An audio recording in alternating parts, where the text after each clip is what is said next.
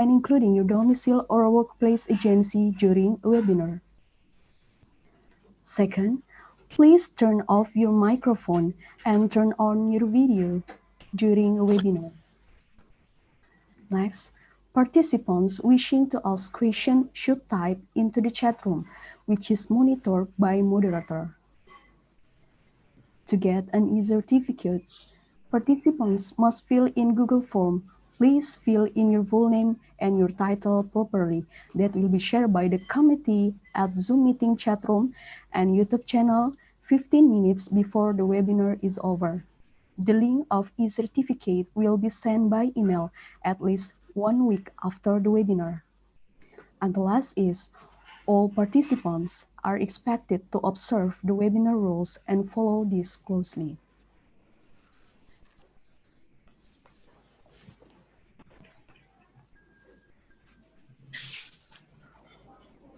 Welcome to International Webinar on Environmental Health in this morning on Wednesday, September 30, 2020. By them, Environmental Health Emerging Disease. This event was organized by Department of Environmental Health, Faculty of Public Health, Hasanuddin University. The Honorable, the Vice Rector of Research, Innovation, and Networking of Hasanuddin University, Professor Dr. Muhammad Nasrum Masih, PhD. Honorable, the Vice Dean for Academic Research and Public Service, Faculty of Public Health, Hasanuddin University. Ansariadi Sarjana Kesehatan Masyarakat, Master of Science, Public Health, PhD. Honorable, the Head of Environmental Health Department, Faculty of Public Health, Hasanuddin University, Dr. Erniwati Ibrahim, Sarjana Kesehatan Masyarakat, Magister Kesehatan. Honorable, all of the international webinar speakers in this section. For the first is GSPS Research Fellow, Center of Marine Environmental Studies, or CMES, from Ehime University, Matsuyama, Japan. Dr. Engineer Taddeus M. Carvajal. Second is Professor of the Faculty of Tropical Medicine from Mahidol University, Bangkok, Thailand, Professor Kraichat Tantra Karnapa. The last is Professor of the Department of Environmental Health, Faculty of Public Health, Hasanuddin University from Makassar, Indonesia, Professor Anwar Malongi, Sarjana Kesehatan Masyarakat, Master of Science, PhD. Honorable, the moderator of the International Webinar Environmental Health, Dr. Hasnawati Amkam, Sarjana Kesehatan Masyarakat, Master of Science, who is also the Secretary of Environmental Health Department, Faculty of Public Health, Hasanuddin University. Honorable, all of the lecturers and staff of Faculty of Public Health, Hasanuddin University. Excellencies, ladies and gentlemen, Assalamualaikum warahmatullahi wabarakatuh and good morning.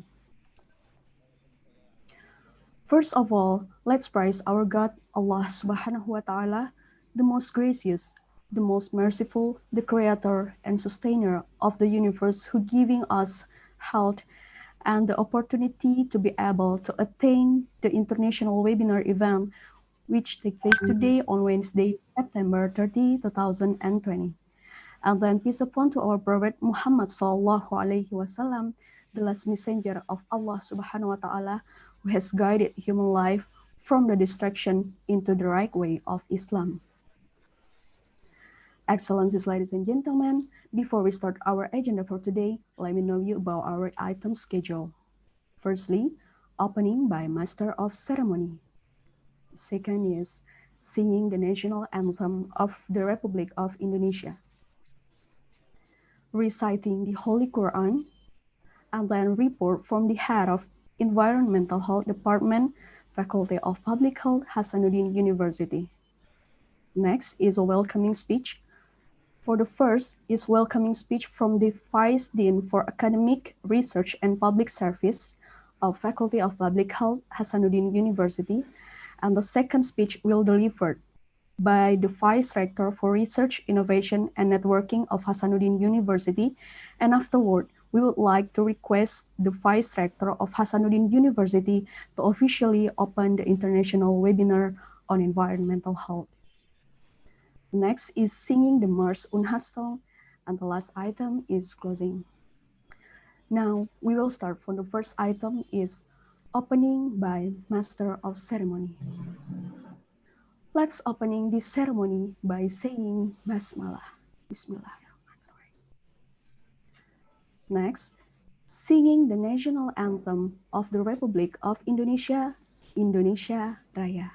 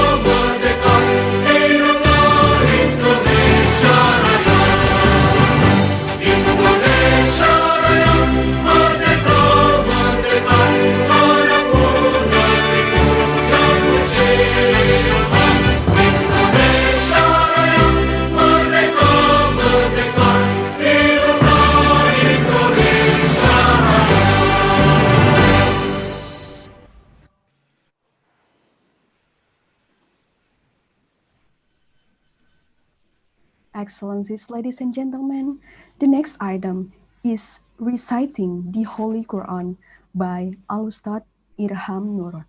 Time is yours.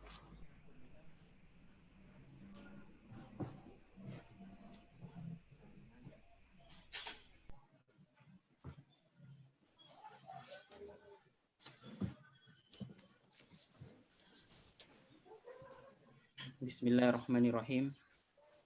Assalamualaikum warahmatullahi wabarakatuh. Assalamualaikum warahmatullahi wabarakatuh.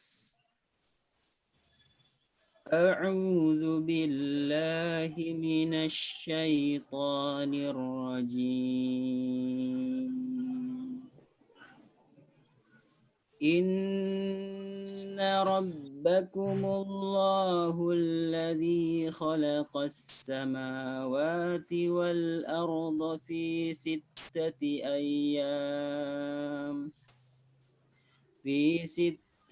ayyam thumma istawa 'alal 'arsy يغشي الليل النهار يطلبه حثيثا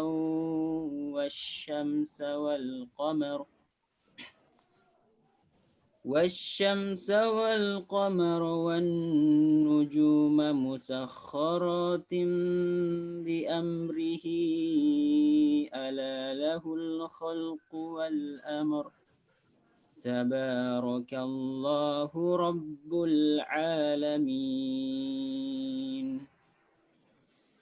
Ud'u Rabbakum tadarru'an wa khufyah. Ud'u Rabbakum tadarru'an wa khufyah.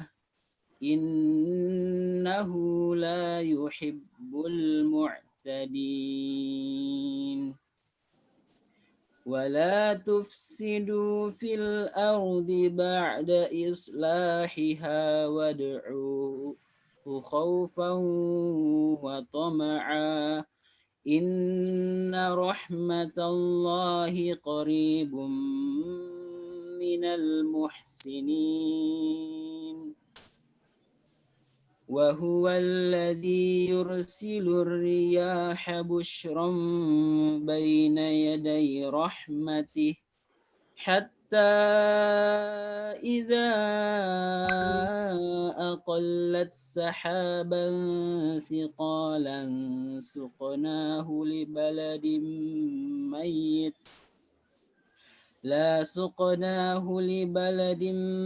ميت فأنزلنا به الماء فأخرجنا به من كل الثمرات كذلك نخرج الموتى لعلكم تذكرون والبلد الطيب يخرج نباته بإذن ربه والذي خبث لا يخرج إلا نكدا كذلك نصرف الآيات لقوم يشكرون. السلام عليكم ورحمة الله وبركاته.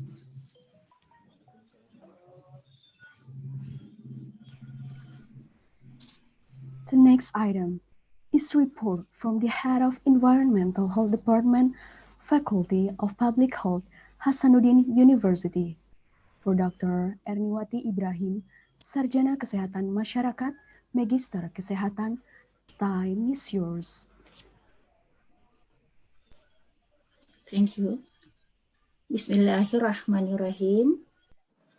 The respected Mr. Professor Dr. Muhammad Nasrul Masih, PhD, Vice Rector or Vice Rector of Research, Innovation and Partnership, Hasanuddin University, Mr. Ansariadi, Sarjana Kesehatan Masyarakat, MSc Public Health, PhD, as Vice Dean 1 or Vice Dean for Educational Research and Public Service, Public Health Faculty, Hasanuddin University. The speaker for this webinar, the first speaker, Mr. Dr. M. Tadeus M. Carvajal, JSPS, Research Fellow Center for Marine Environmental Study, Heim University, Matsuyama City, Japan. The second speaker, Professor Krachat Tantrakarnava, by Faculty of Tropical Medicine, Mahidol University, Bangkok, Thailand. And the last speaker, Professor Anwar Maloni, SKM, MSc, PhD, as Professor of Environmental Health Department, Public Health Faculty, Hasanuddin University. The participant of the International Environmental Health Webinar. Assalamualaikum warahmatullahi wabarakatuh and good morning. First of all, let us express our gratitude for the presence of the one and only Allah Subhanahu wa Ta'ala, because of His grace and knowledge. Today we have the opportunity today, Wednesday, September 30, 2020 years.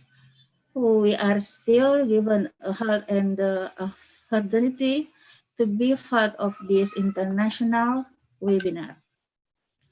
Furthermore, our greeting is salawat.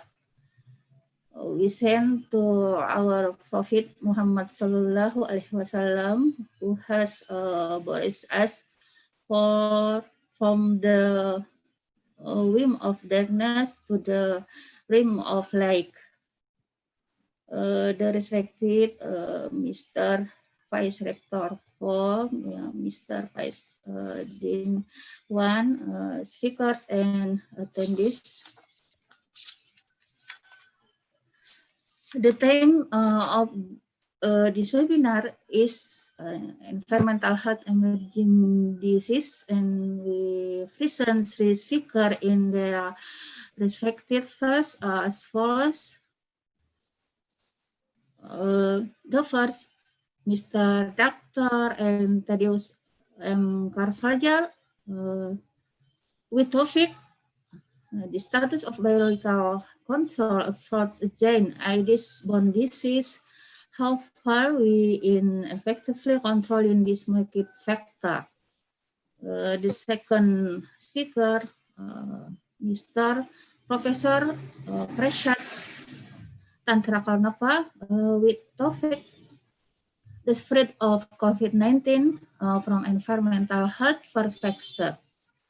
And the last speaker, Mr. Professor Anwar Malomi, Sarjana Kesehatan Masyarakat, MSc, PhD, with topic multi-health and environmental risk assessment and mitigation of environmental diseases. Hopefully, the material presented are able to increase our insight and news idea and order to follow the controlling ways of environmental health emerging diseases. The target of participants who will take part in this webinar are around 600 to 700 participants, inshallah, who have been registered, right? And also by invitation. The is invited Vice Rector 4, Mr. Vice Dean 1, speaker and attendees. This webinar is the serial webinar to commemorate the 64th anniversary of Hasanuddin University. Therefore, on this occasion, please allow me as the head of environmental health department to express my gratitude to director and dean of public health faculty as the head of university and the committee chair of the 64 dignitaries for who have given the confidence to environmental health department to conduct webinar for 3 times, namely in July, August, and September. Also, I would like to thank you very much the committee who has used the great effort to make this webinar happens. Lastly, welcome to this international webinar, and I hope that today inspires idea for all of us. May God bless these activities. Thank you. Assalamualaikum warahmatullahi wabarakatuh, and good morning. Thank you for Dr. Erniwati Ibrahim, Sarjana Kesehatan Masyarakat, Magister Kesehatan. Excellencies, ladies and gentlemen, the next item is a welcoming speech. For the first welcoming speech is from the Vice Dean for Academic, Research and Public Service, Faculty of Public Health, Hasanuddin University. For Ansariadi, Sarjana Kesehatan Masyarakat, Master of Science, Public Health, PhD, time is yours. Thank you very much, the Master Ceremony. Let me give a greeting in Islamic greeting. Assalamualaikum warahmatullahi wabarakatuh, and a very good morning. Honorable UNHAS Rector, represented by the Vice Rector International Collaboration, Professor Nasrum, invited speakers, students, and all participants. Ladies and gentlemen, I am very delighted to be here today online for the opening of this online seminar. Let me take this opportunity to welcome you virtually to Hasanuddin University. On behalf of the Dean of Faculty of Public Health, Hasanuddin University, I would like to extend my warmest welcome to all speakers, environmental health practitioners, academicians and students to this online seminar, which takes the issues environmental health, emerging diseases. Thank you for raising this issue, which are very important and relevant to this current situation. The largest university outside Java and ranking top 10 university in Indonesia, Hasanuddin University is always enthusiastic in the latest issues and approach to environmental health and emerging diseases. We have known for a long time that our environment is a major determinant for population health status. This seminar provides a very unique opportunity for all of us because of its issues, environment and emerging disease. On your behalf and ours, I would like to thank the seminar chair, Dr. Ibn Mat Ibrahim and his team at the Environmental Health Department, colleagues, for a huge amount of time and energy that they have dedicated to ensuring this online seminar is a success. I also would like to thank to the speakers, Dr. Tadis Karfajal from Ahemi University, Professor Kaitat Tantakarnapa from Mahidol University, and of course, Professor Anar Malongi from Hasanuddin University for their willingness to join with us and deliver their talk. I appreciate the enormous task that organizing such events represent. I would like to particularly to extend my gratitude to all those involved in arranging this online seminar. In closing, I would like to express my heartfelt gratitude to all speakers again, moderators and participants for your productive and valuable contributions. It's your active participants that made this seminar an excellent and fruitful endeavor. I would also like to congratulate all the committee members for successfully organizing this online seminar. I sincerely wish everyone enjoyable and intellectually engaging seminar. I kindly request Vice Rector Professor Nasrum to also give a welcome speech and officially open this online seminar. Thank you all for your online presence and participation. I wish you all the best and may God blessing be with all of you. Thank you and enjoy the seminar. Assalamualaikum warahmatullahi wabarakatuh. Waalaikumsalam. Thank you for Ansariadi, Sarjana Kesehatan Masyarakat, Master of Science Public Health, PhD. The second speech will be delivered by the Vice Rector for Research, Innovation, and Networking of Hasanuddin University, and afterward, we would like to request the Vice Rector of Hasanuddin University to officially open the international webinar of Environmental Health Department, Faculty of Public Health, Hasanuddin University. For Professor Dr. Muhammad Nasrum Masih, PhD, please, time is yours.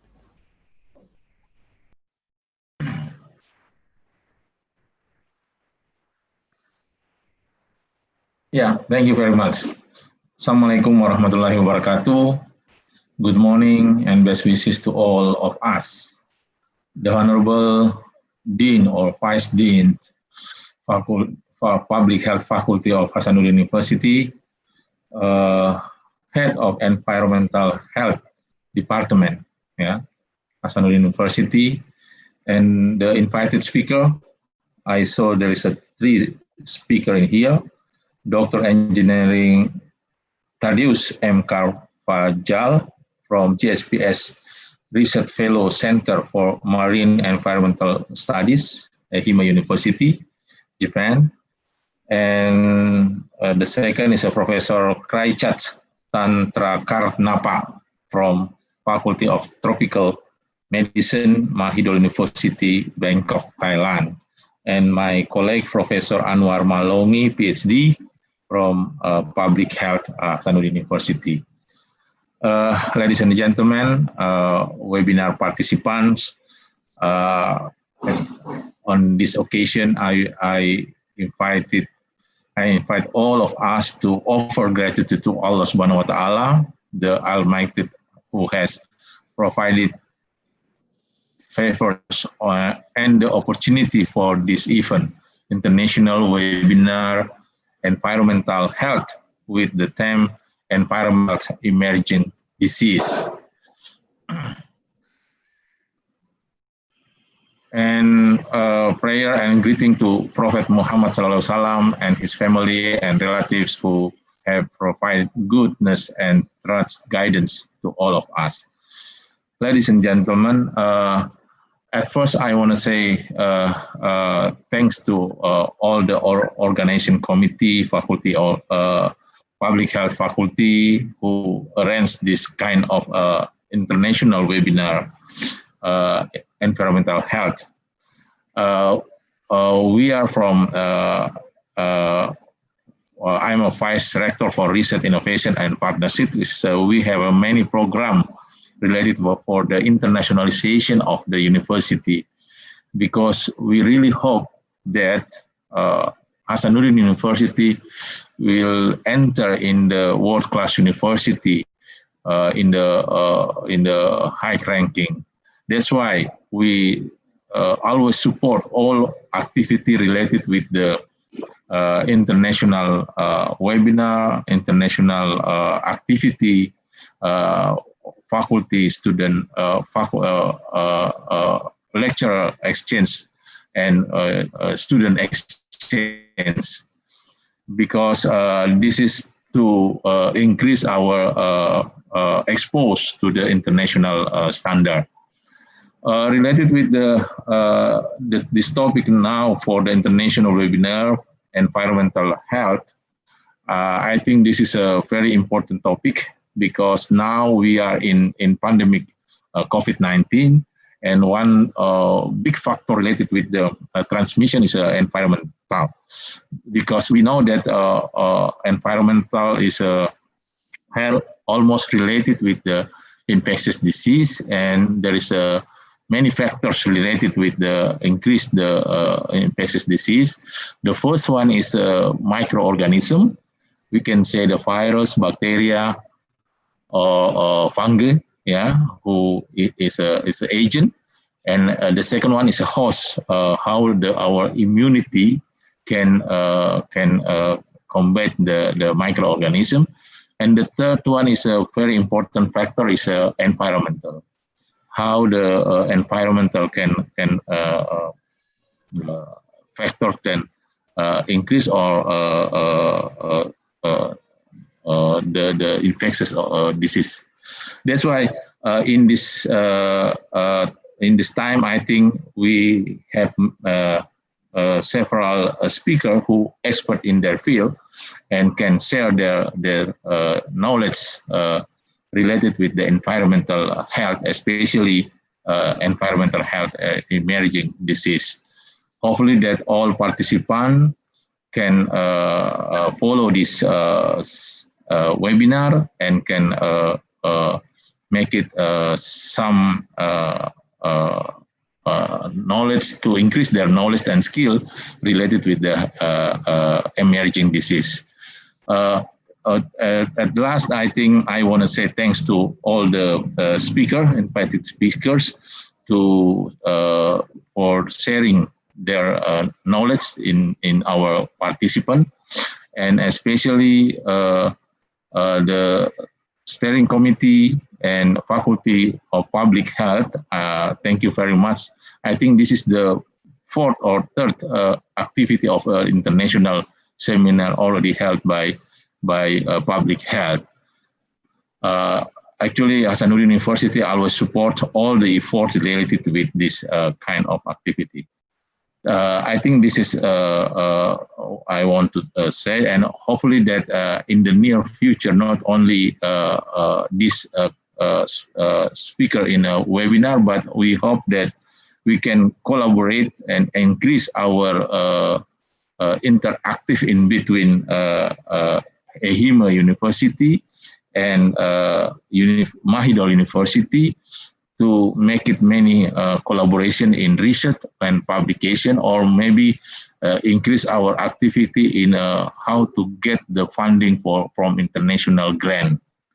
Thank you very much for all of the speaker, and I think I have to ask all of you to saying Bismillahirrahmanirrahim, we hereby officially open this event international webinar environmental health.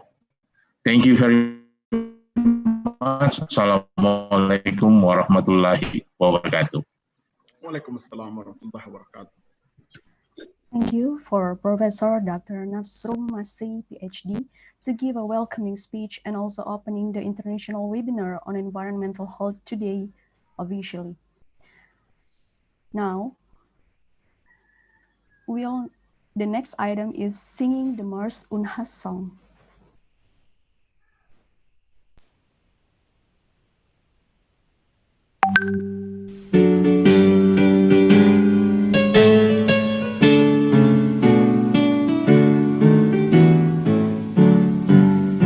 Universitas Hasanuddin, panjimu kita bawa serta, panjangkan ide dan bakti amamu kita bawa bersama, membina kejayaan nusa, Indonesia bahagia, putra putrimu kini bangkit dengan jiwa Hasanuddin.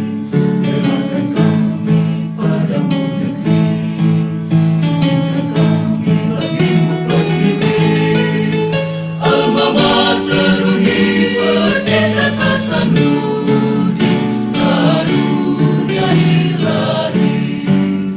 Ayam jantan lambang perkasa, benteng teguh wilang buana, ke timur ke barat satu, utara selatan Nusantara. Nusa Bhinneka Tunggal Ika, ilmu dan padimu, gelora pantaimu, lembah gunungmu, menjadi teman mengabdi. Gerakan kami padamu negeri, izinkan kami bagimu berdiri. Alma Mater Universitas Hasanuddin, karunia ilahi.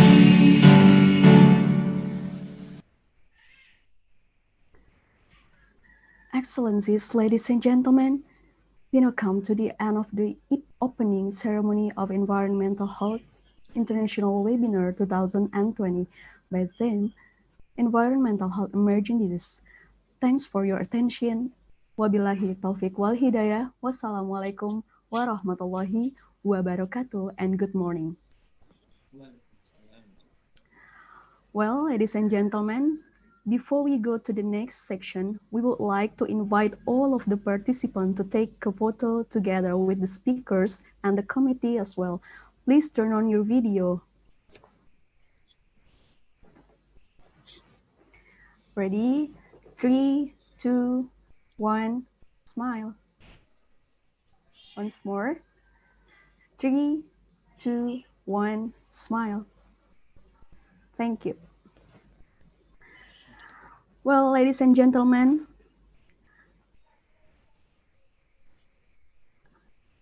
now we will start our section on the international webinar of environmental health by theme Environmental Health Emerging Diseases, which will be presented by 3 of our great speakers and will be led by our moderator, Dr. Hasnawati Amkam, Sarjana Kesehatan Masyarakat, Master of Science.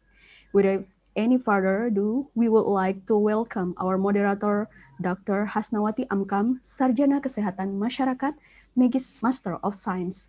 Time is yours.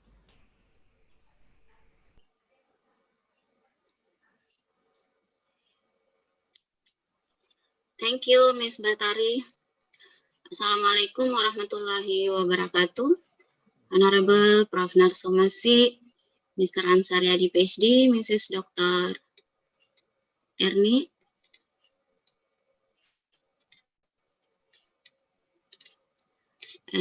all of the lecturer of Public Health Faculty, and all of the participants. Good morning. Ladies and gentlemen, Bapak dan Ibu, teman-teman sekalian, wish you all are in healthy and happy condition this morning. We are getting to move to the main session presentation from our speakers. But let me greet them first. Firstly, we have Mr. Thaddeus with us. Good morning, Mr. Thaddeus Carvajal. Magandang umaga. Magandang umaga. Good morning. Kamusta ka?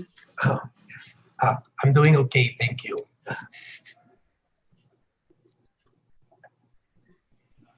Okay. Then we have Prof. Kraichat. Good morning, Prof. Kraichat. How are you?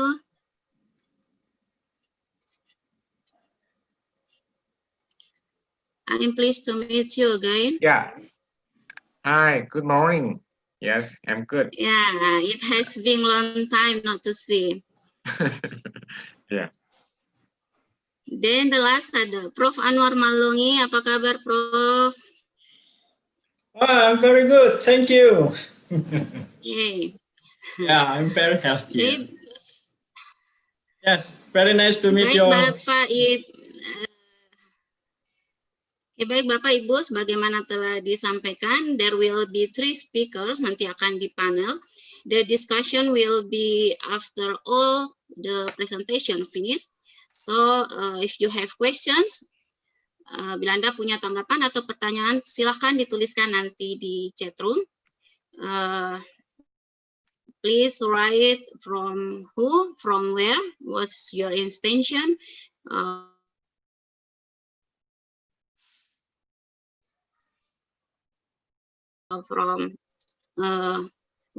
Then akan ada pula quiz untuk mendapatkan door prize. Ada 2, ya. There will be 2 door prize. One will be after the first presentation, and the second will be given in the last of the session. Quiznya nanti akan diberikan melalui aplikasi quizzes.com. Jadi nanti Bapak-Bapak Ibu siap berpartisipasi di quiz.com dengan membuka aplikasi tersebut. Nanti Bapak Ibu akan diminta untuk memasukkan kode dan akan muncul pertanyaan yang harus dijawab. Pemenangnya nanti adalah 1 orang pertama yang meraih skor tertinggi. Nanti akan kami tayangkan di screen. Well, now I'm going to invite the first speaker to deliver his presentation, but before I will read his curriculum vitae. Committee, please.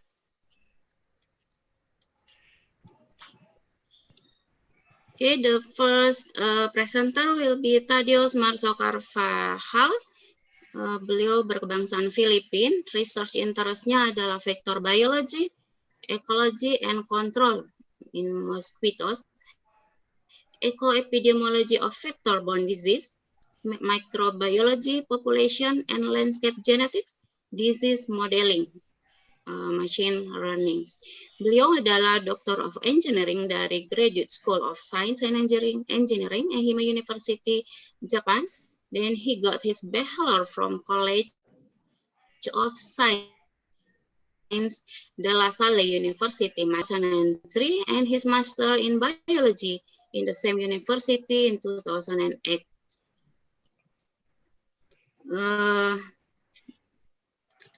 Beliau pernah mengajar di De La Salle University, Manila, Departemen Biology, dan juga pernah mengajar di Graduate School University of the East, Ramon Magsaysay Memorial Medical Center, dan juga di Santa Luz College of Nursing, Trinity University of Asia. And currently, JSP is Research Fellow in Ehime University. Dan tahun lalu beliau visiting researcher in Michigan State University, postdoctoral research fellow in Ehime University. Juga pernah sebagai graduate research student melalui Japanese government scholarship. He has 26 publications with his interest. Well, Bapak Ibu sekalian, Mr. Thaddeus will present sejauh mana efektivitas pengendalian Aedes melalui pengendalian vektor biologis. Well, Mr. Tadius, are you ready with your presentation? You can Yes, I'm ready. share your screen now.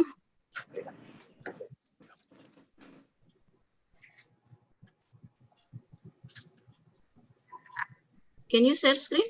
Yep. Just a minute. Okay. So Okay, you have 20 minutes. Okay, time sorry. is yours. Yes, thank you very much. I apologize for this. Okay, my share screen. Okay, yes, it's stopped.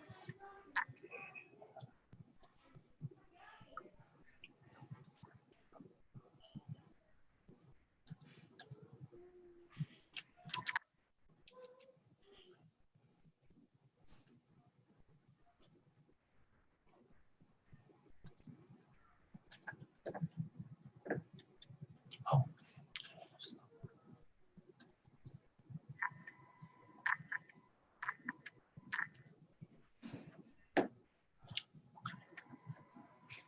So I don't know if why I'm getting the other side, but either way, I'll try to fix this. Apologize for the delay.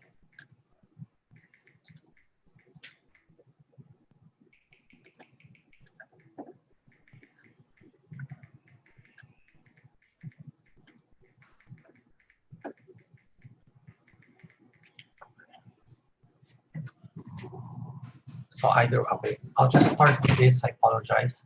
So my name is Tadeus Carvajal. I am actually a JSPS Research Fellow here at AMA University.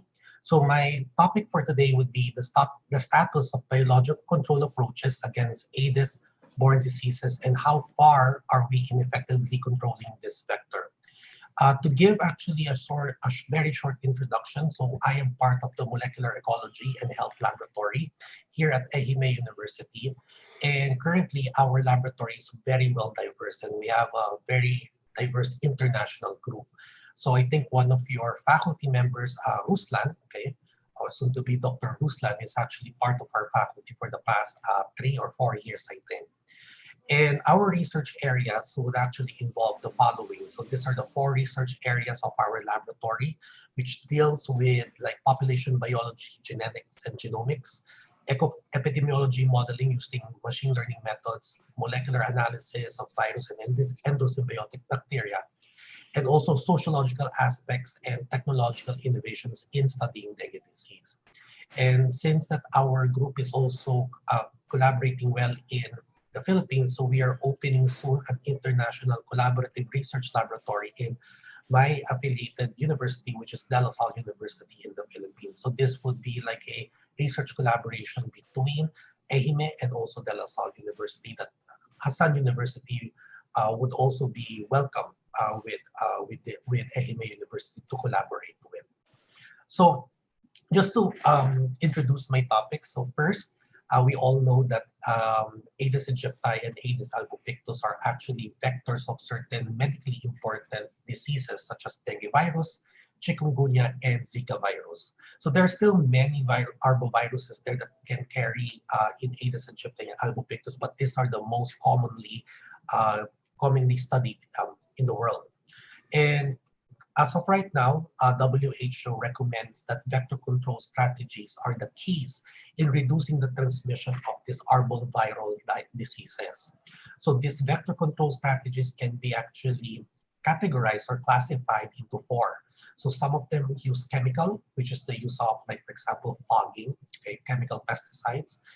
You have environmental management, like, for example, cleaning, and trying to use personal protective equipment, or like, for example, greens or anti-adulticidal creams in order for you not to get bitten, and also mechanical, like such as bed nets, for example.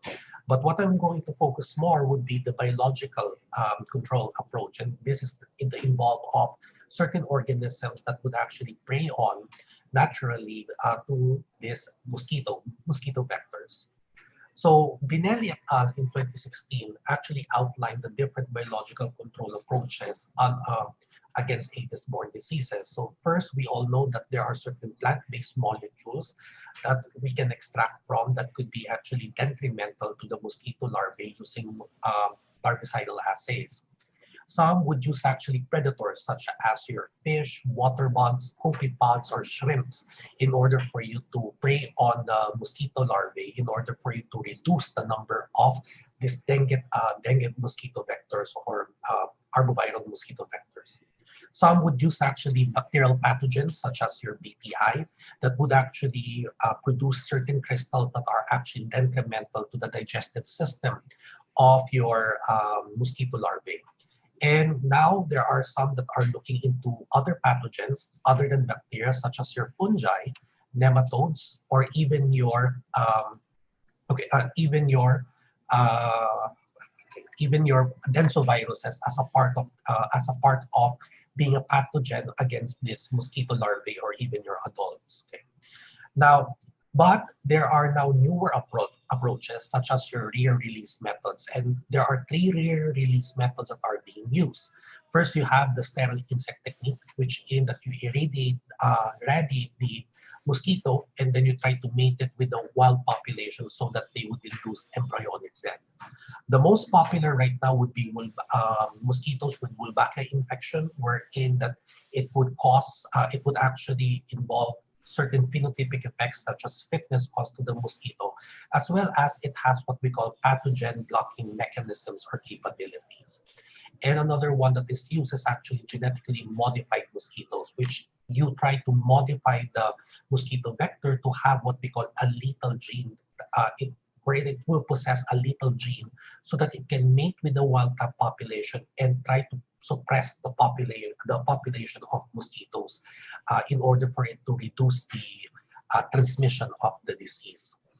Now, why did I trying to use this particular why would I like to concentrate on this topic? I'll give you a certain background or the motivation that we had here in the Philippines. So dengue cases in the Philippines are actually rising every year.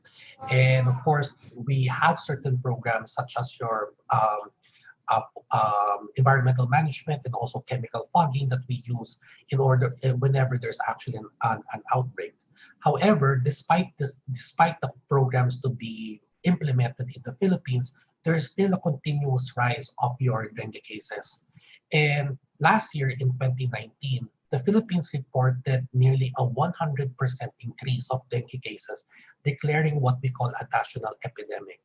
And what happened was that this prompted many agencies or areas to resort to different biological control strategies in order to reduce the transmission of dengue risk. Okay, so like for example, as you can see here, one part in the Philippines, they released 6,000 mosquito fish, okay, in the canals or in the ponds. 100 frogs released in one city in their canals, and there are also some that are creating what we call coconut bombs with BTI to release in stagnant pools or waters. Now, given this, this raised concerns from many scientists. But these agencies claim that the approaches they use have scientific merit. So is this actually particular true? Are there evidences there worldwide from maybe neighboring countries that would say that this is actually an effective vector control strategy?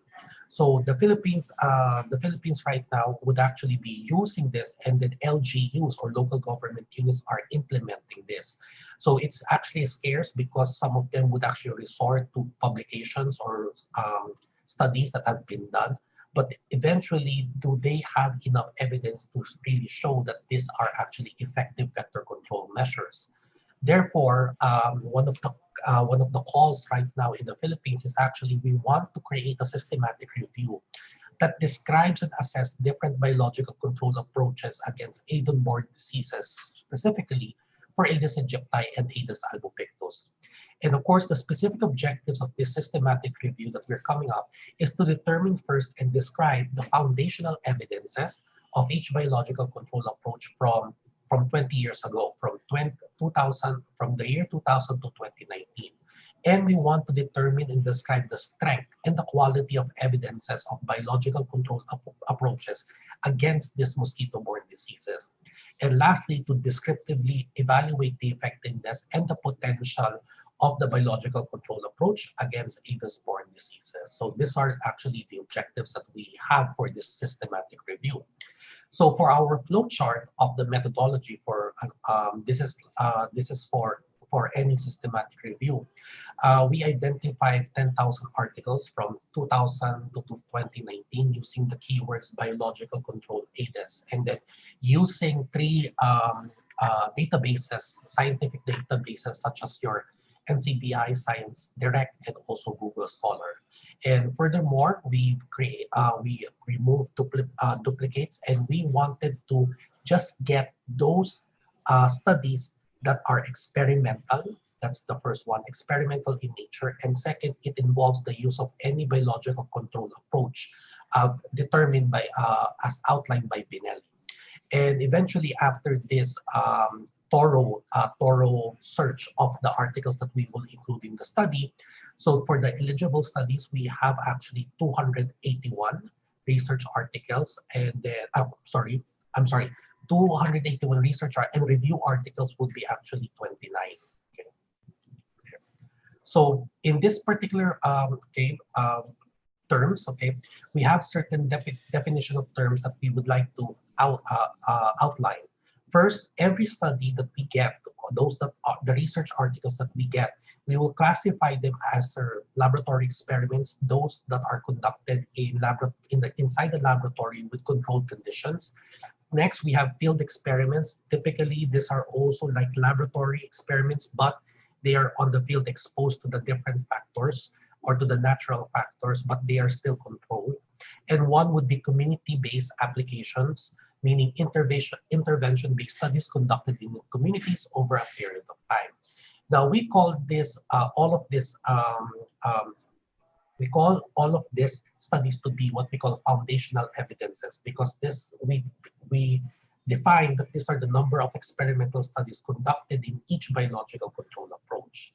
In order for us to know the strength of the evidence, then we try to classify actually which is the highest and the lowest, or which would give actually better evidence in terms of its effectivity. So we identified that laboratory experiments have the lowest, field, and then next would be the community-based application.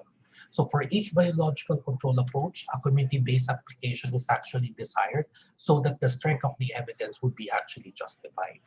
And in order for us to determine the quality of evidence, normally we actually look at meta-analysis papers that were already published from those years that I mentioned, 2000 and 2019.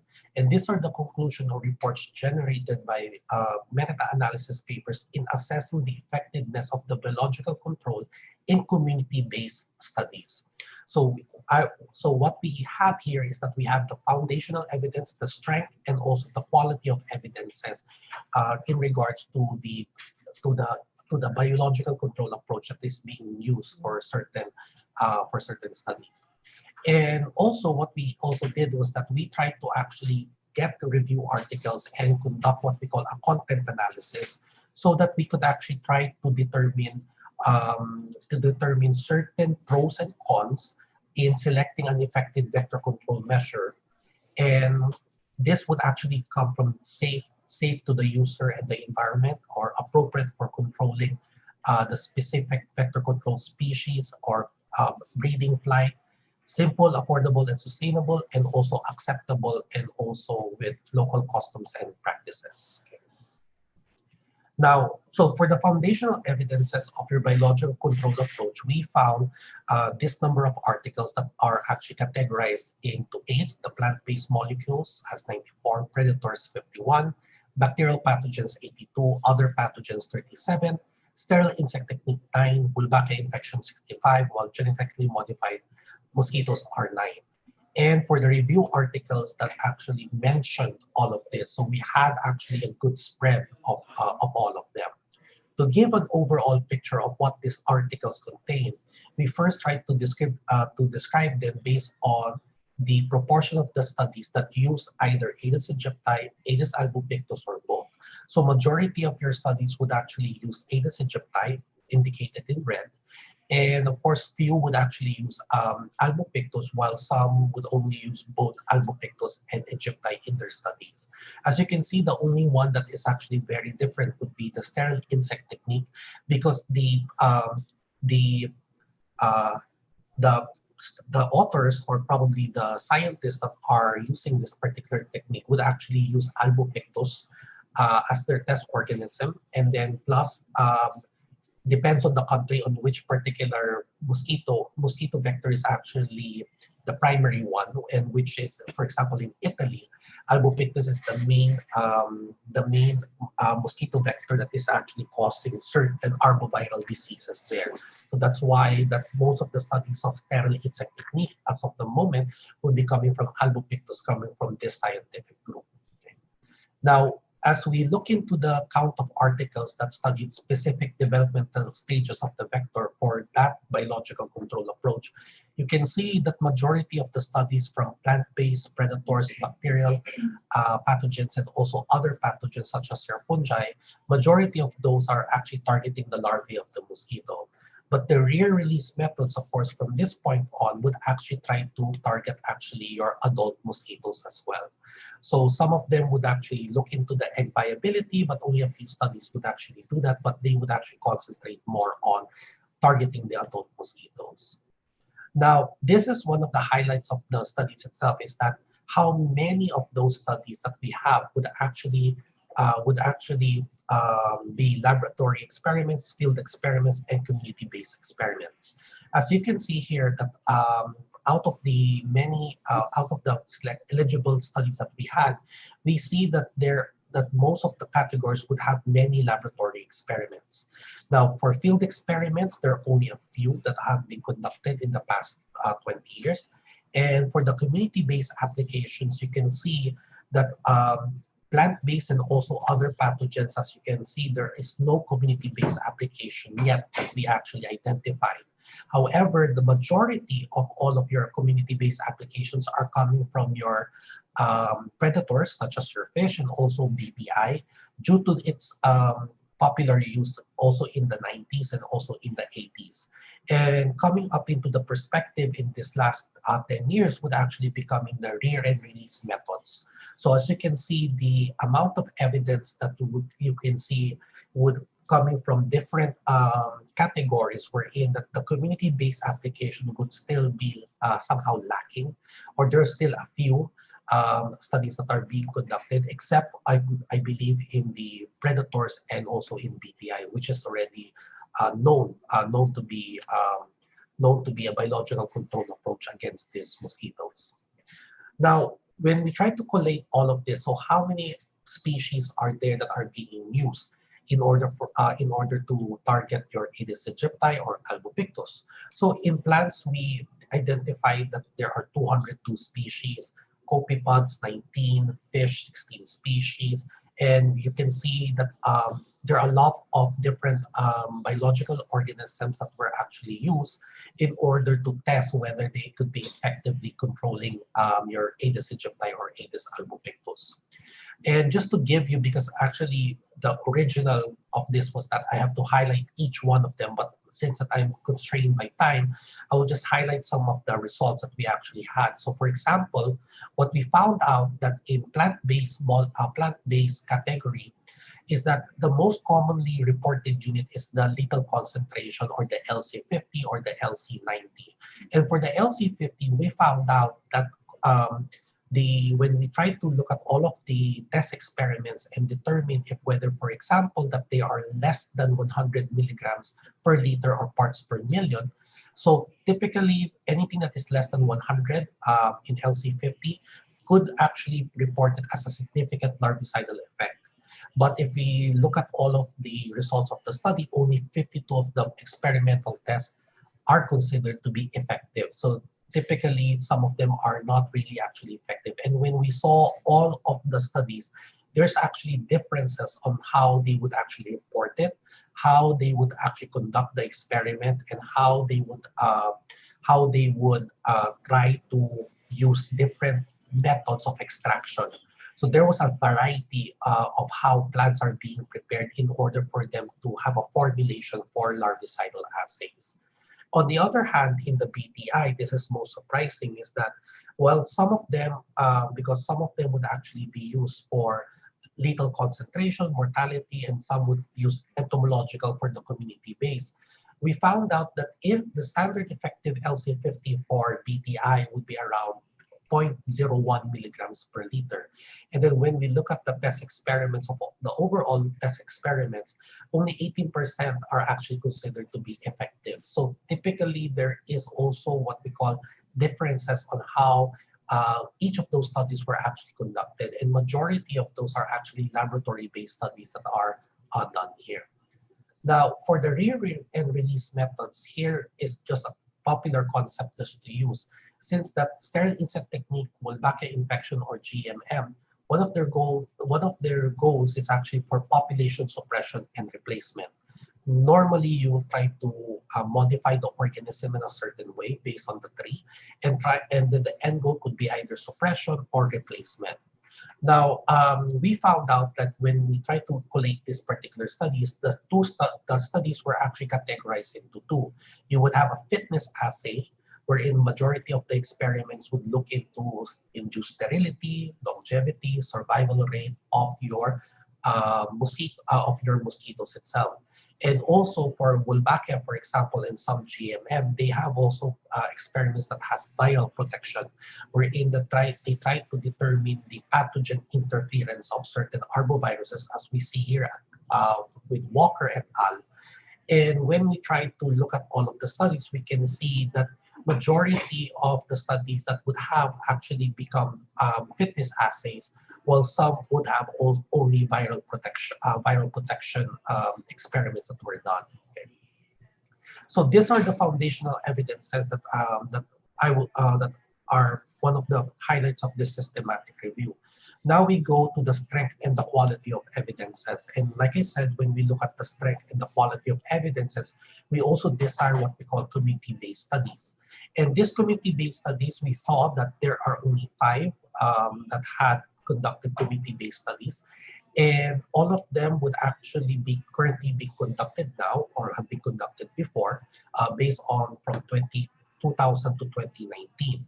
So, you know, all of these particular studies have been conducted throughout the world, such as in Southeast Asia, for example, and also in the Americas, and just one from Europe, for example.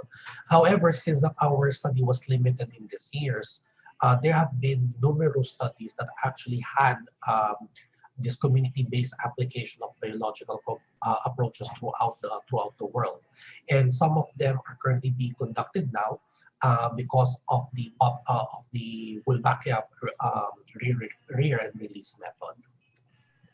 Now, typically, when we look at the strength and the quality of the evidences, normally we follow a pattern.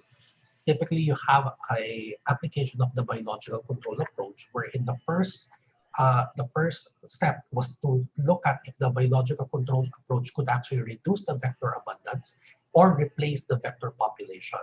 And since that you try to reduce or replace the vector itself, then it could actually reduce the disease morbidity.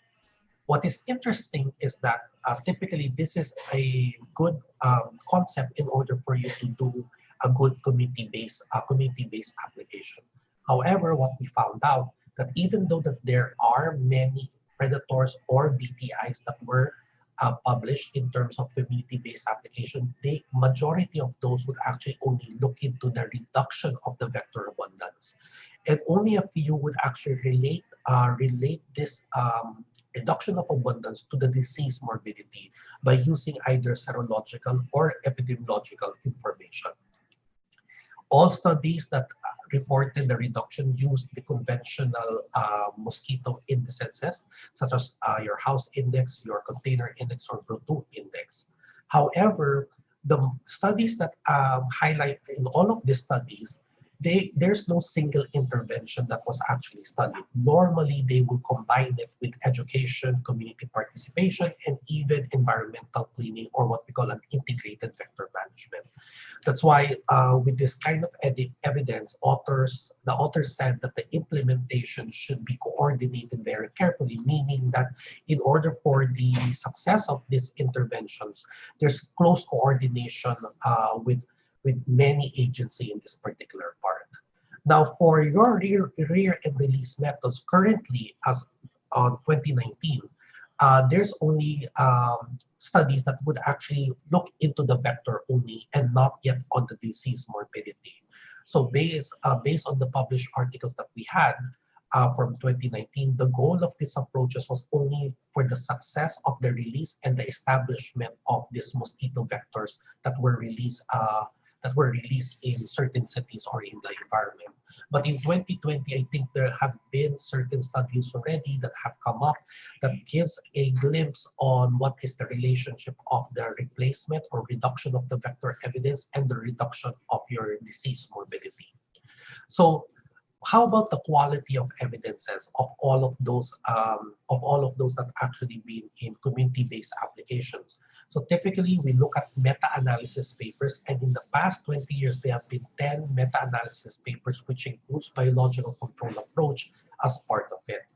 And what is the message there is that there's actually a lack of high quality evidences on the effectiveness of the vector control measure against the disease. And what could be the reasons? One would be some of them don't report if there's a reduced dengue transmission. Some studies are poorly designed.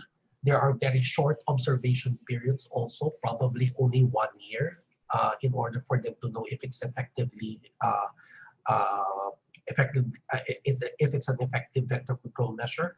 And since that it is coupled or combined with others, we don't know if whether the biological control approach was the real intervention that were able to reduce the vector population and reduce the dengue morbidity or the arboviral disease. So that's why currently certain vector control scientists are now saying that we need guidelines for conducting community-based vector control strategies. And if one would actually conduct vector control strategies in the near future in a community setting, typically Wilson et al. Tries to give a good guideline in order for you to create what we call certain features for vector control field studies. And another part of that is that if one would actually try to do such studies in the near future, protocols should be reviewed and published. And this is one example that is like very, I think, very timely for Indonesia, where in the Wolbachia that is actually being released in Yogyakarta has actually a study protocol that is published. And I think this year they already published what the results would be. I think that there was a reduction of the dengue cases when this particular Wolbachia was already released. So in this particular case, there's a lack of high quality of evidences if whether these biological control approaches are actually very effective in reducing actually your disease morbidity. So currently, we try to also check or evaluate what are the pros and cons of these biological control approaches by looking at the review articles and using the criteria for selecting an effective vector control measure. We want to see, for example, what is the pro and cons and how vector control managers would actually use this information in the near future. So for example, number one, are this biological control safe to the user and environment? A lot of them would say that it's considered to be safe and natural and would not contaminate the environment per se. However, one of the disadvantages in predators is that it has been claimed to actually disrupt your aquatic ecosystems. Next, we have also, are they appropriate for controlling specific vector species given its breeding, flight, and resting behavior? So there are many pros and cons on this. So for example, in plants, they are scarcely toxic to various non-target organisms. However, the ecotoxicity on non-target species is not yet fully understood. There have been no studies that have used this in the community base or even the field in order for them to claim this. So, BTI, for example, toxic proteins demonstrate significant species specificity. However, there is now evidence that there is mosquito resistance to your BTI toxins. Now, in entomopathogens, for example, or your fungi, there's no adverse effects on target species. However, uh, the fungi or these other pathogens have very low tolerance to abiotic stresses and may slow the killing speed, actually. So meaning they're not really effective if ever there is different environmental parameters that would actually disrupt killing mechanism. And for example, in the rear release methods, they may be species specific since that you're dealing with the same organism that you're modifying.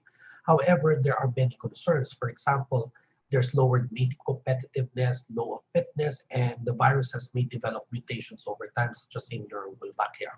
So these are some of the studies that we are trying to collate in order Mr. for us Tadio, sorry. Yes, okay. Can All you right. Yes. make it Yes, okay, sorry. So just to give you like in simple, affordable, so we still have some pros and cons. Of, majority of them would be for labor intensive, and also there's still more studies that have to be conducted. So there's still many cons also in your re-release methods, such as your release are repeated regularly and it might cost money. Okay, so in the fourth category, acceptable and compatible with local customs. Most of them are widely accepted. However, some of the re-release methods should have strong public support because of some negative perceptions. So in summary, there are a lot of experimental studies that evaluated the potential of different biological control agents. There are many of them. However, the evidence that these biological agents can reduce mosquito population is enough, but not enough evidence to reduce dengue transmission. So we need to implement more community-based studies to test how effective these biological control approaches would be in reducing disease transmission. Okay, so thank you very much. So that's it. Okay, thank you, Mr. Tadius.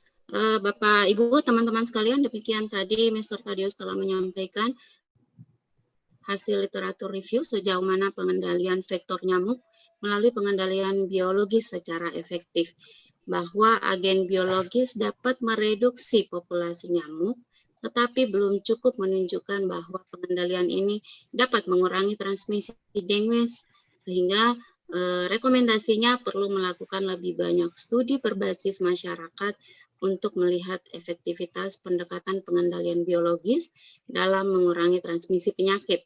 Nah, ini bisa jadi di penelitian bagi yang interestnya di vektor nyamuk. Okay, Mr. Tadius, if there is a question, it will be read it in the last of the session. Yeah, okay, no problem. Thank you. Ya. Baiklah, di komite, seperti tadi yang disampaikan akan ada kuis setelah materi pertama. Silakan panitia. Are you ready to show the quiz?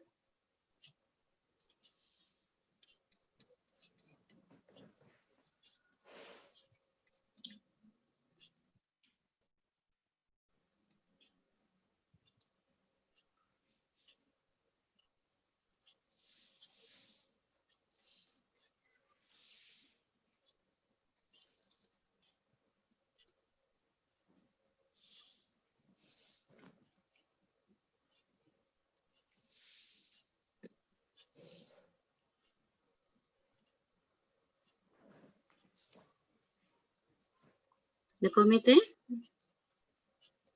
how is the quiz?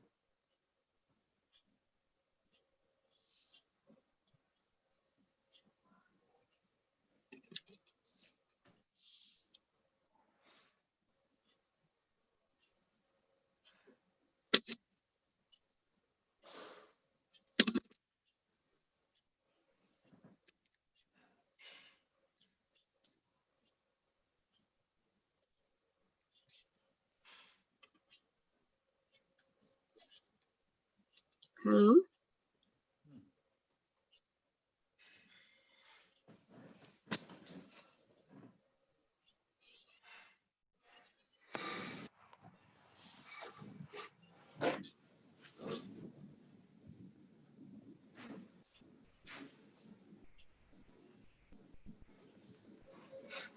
Halo, Ratna.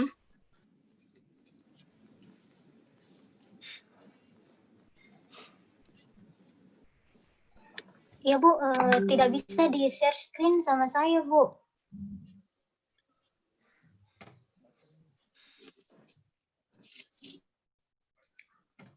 Host, pengaturannya host mungkin. Semua co-host sudah bisa share. Yeah, the host all can be. Ratna host kan? Saya co-host Bu.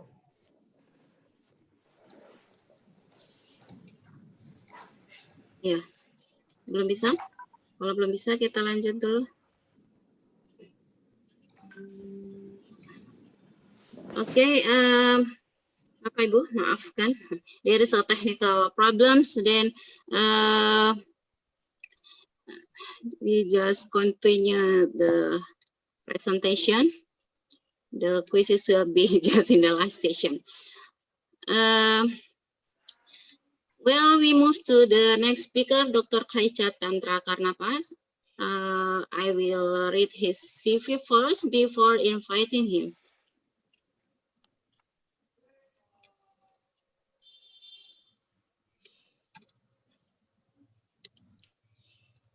Committee, there is, okay. Yeah. Prof. Khaichat is currently Associate Professor of Social and Environmental Medicine in Mahidol University, Faculty of Tropical Medicine. He is a Bachelor of Statistics from Chiang Mai University in Thailand, then his Master of Science in Technology of Environmental Management in Mahidol University, and PhD in Environmental Management in Suranare University of Technology. His research interests are environmental health, application of modeling for environmental health management, and climate change.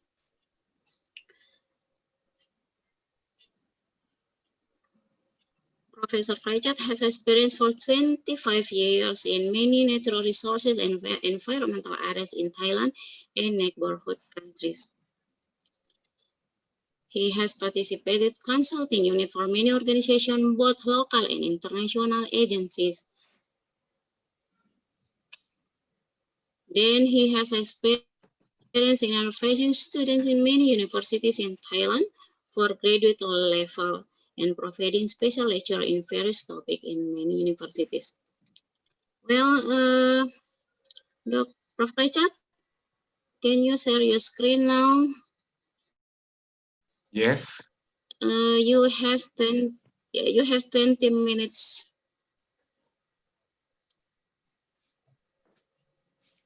Okay, please, time is yours.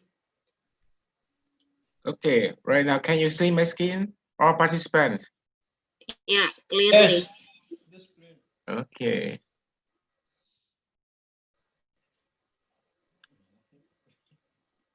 Okay, thank you very much for moderator and also Hasanuddin University for inviting me as a speaker for this webinar. Today, I'm going to share my experience about the spread of COVID-19 from environmental health perspective. Yeah. And okay, just inform you about my current research project. This is my current research project from National Thailand Research Council about the history in Thailand and Thailand research funding for air pollution and health impact. And also this topic we got also from TRF Thailand and also Newton Fund from United Kingdom. And then I extend my research project from the second one to study or investigate about toxicity of particulate matters. Then I got the CRF funding from in Scotland. And another one is in the process. We have about 5 years research period from GCRF. Another one is networking of clean air city in Asia with about 8 countries in Asia. And the new one I'm going to perform about the air pollution from street cooking. This is from research funding from the Future Earth because the high ASAP is about AI and also the health impact. This is my research project right now. If any student from Hasanuddin, if you would like to continue your PhD, welcome to join. And this is the outline of my talk about the current situation of COVID-19 and spreading of disease, and also even influential factors and how we manage about the COVID-19 in Thailand according to the data management, and also we have to employ the forecasting system, and then we provide intervention measures. And as we present about the case study, the lesson learned from Thailand. And as you know, the current situation of COVID-19, right? We have more than 30 million right now for infectious case, and the deaths also million. And you can see the data every day. We have the death case from COVID-19. This is it from 14 top 14 of COVID-19. You can see the first ranking is USA. The second is in our regions, Asia regions, India, right? This is from the 14 top 14. You can see only one country is in India. India is in Asia. Others in European and America and Africa. And but if we take a look in Asia country, you can see, right, India is number one. Where is Indonesia? Oh, top 9, right? Top 9. You can see every day we found infectious case in Indonesia, and also death case right now about 10,000. This is the situation in Asia from India, Iran, Bangladesh, and our Southeast Asia, we have Philippines and Indonesia. And from this data, if you are a researcher, you should have something in mind to support the information to your government. How can we prevent the spreading of the disease? How can we minimize the infectious case or the death case? And you can see the current situation like this in USA from the starting point about in March, and right now in October, the trend is also increased. And if we take a look for the future, you can see the trend is also increased. But I'm not sure the situation in other country, but it is in from USA. And back to this one, you can see daily new case of infections is still increased, right? And also the death case is still increased, even though at some point about June, we have the decreasing rate of death case. But for the new case, we still found increasing rate. This is from the world level, the global level. And how about Indonesia?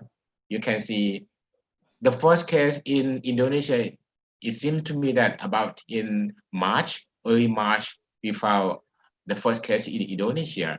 And then right now, 22nd of September, is still increased like this. You can see in Thailand also at the first period, we have been facing this phase before. And what should we do? You can see the growth rate of daily infections right now still sharply increase. And then if we could not do anything, we could not enforce the regulations, we could not stop the people movement, migration. The people didn't care about the interventions. They didn't care to prevent themselves and also their relatives. I do believe that the trend is still increased in your country if we could not do anything by the government, by local organization, or even though by people. And this is, you can see the death case. daily death case in Indonesia is still increased, even though in some period of time is decreased, but increase again. It's fluctuate all the time, even though right now, right, it might be increased or decreased. It depends on what? Many factors that there are the open ceremony, at open ceremony, your president already mentioned about the COVID-19 situation in Indonesia. And take a look at the last presentation, like the professor from Philippines mentioned about infectious disease. The same of COVID-19, you can see the spreading of disease can be easily spread or transmit from one to another. You can see from this, right? When you go to somewhere, you didn't take care yourself, you didn't protect yourself, you touch the surface. Go to the supermarket, you touch, you didn't wear the mask, and you touch the surface, and then you touch your face, touch your eye, touch your nose. It might be transmit from the environment finally to your body. You can see this is spreading. And from one, you can see the red one, infectious one. It can be the COVID-19 can be transmitted from the red one to the another ones, and another one, and increasing like exponential growth rate. You can see from many countries in the world. And then from that situation, this is my interest. I start to take a look about the information and data, why we found a case in some countries, but some countries they can control quite well, but some countries you cannot stop the increasing. That the first paper about the COVID-19 from myself, I study about the influencing factors of COVID-19 spreading. This is a case study of Thailand, already published in June of this year. And I found that not only from my paper and many research papers mention about climatological factors, including Indonesia. I found some papers in Indonesia mention about weather or climate factors influence COVID-19 spreading. And another thing about socio-economic factors like economic tourism. From this paper, my paper, I observed that in Thailand, we found only in a big city, like in Bangkok, in Phuket, in Chiang Mai, this is very popular for tourists. And then I investigate, collected data about the number of infected COVID-19 in my own country.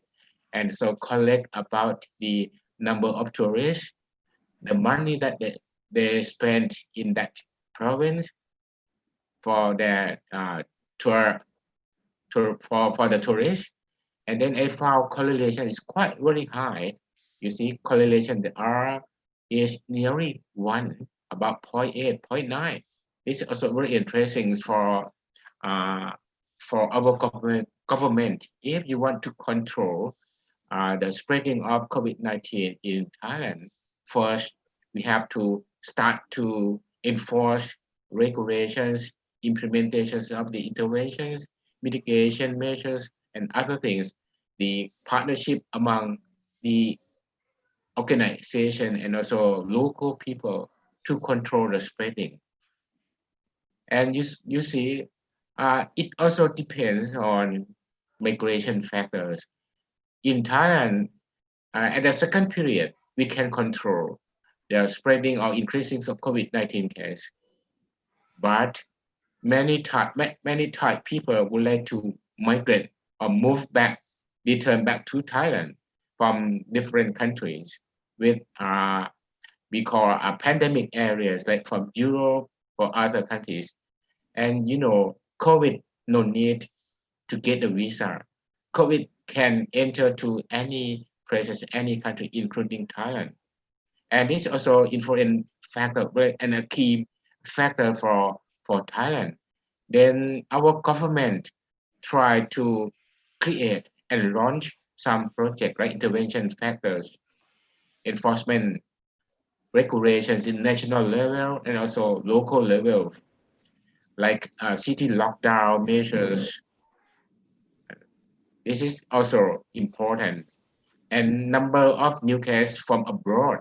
How can we protect the spreading from a new case that we import from abroad? This is also important. As I mentioned, important thing in Thailand, how can we control COVID-19 is collaborations among government, the central government, local government, and the community, like the villagers. And also very important one about individual factors, since if we can provide, educate them, give them awareness about these issues about the COVID-19 outbreak, this is very important, the personnel factors. You know, in Thailand right now, if you didn't wear the mask and you go to some public place, the other will take a look at you.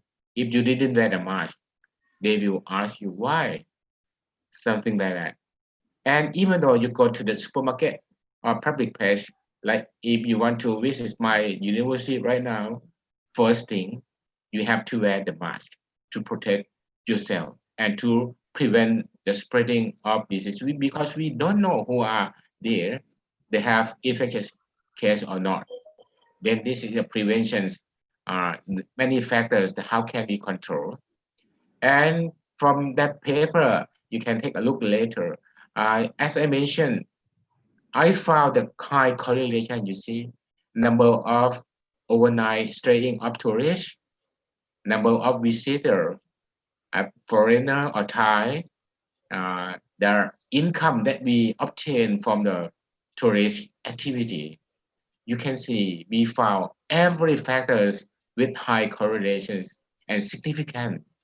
You can see, right, correlations 0.8, 0.9. And also in Thailand, we found, you can see from the color, the dark color means high evidence, high prevalence of COVID-19. Like in Bangkok, you can see here in Bangkok, right? And in Phuket, you can see here in Phuket, and in Chiang Mai. This is the distribution of COVID-19 at that time. This is about in April of Thailand. That's very important. We have the data, we have the surveillance system for every province, every district. And for the white one means no cases of virus COVID-19 in this province. We have about 9 provinces without COVID-19. And then the situation as of the 1st April in 2020 in Thailand, you can see from the actual information, actually the blue one, infectious and until the 1st of April, and the yellow one and the another one, and that dashed line, I use the modeling to predict. If you see the slope at the first period, we found the first case in Thailand in January, and then after March, is sharply increased.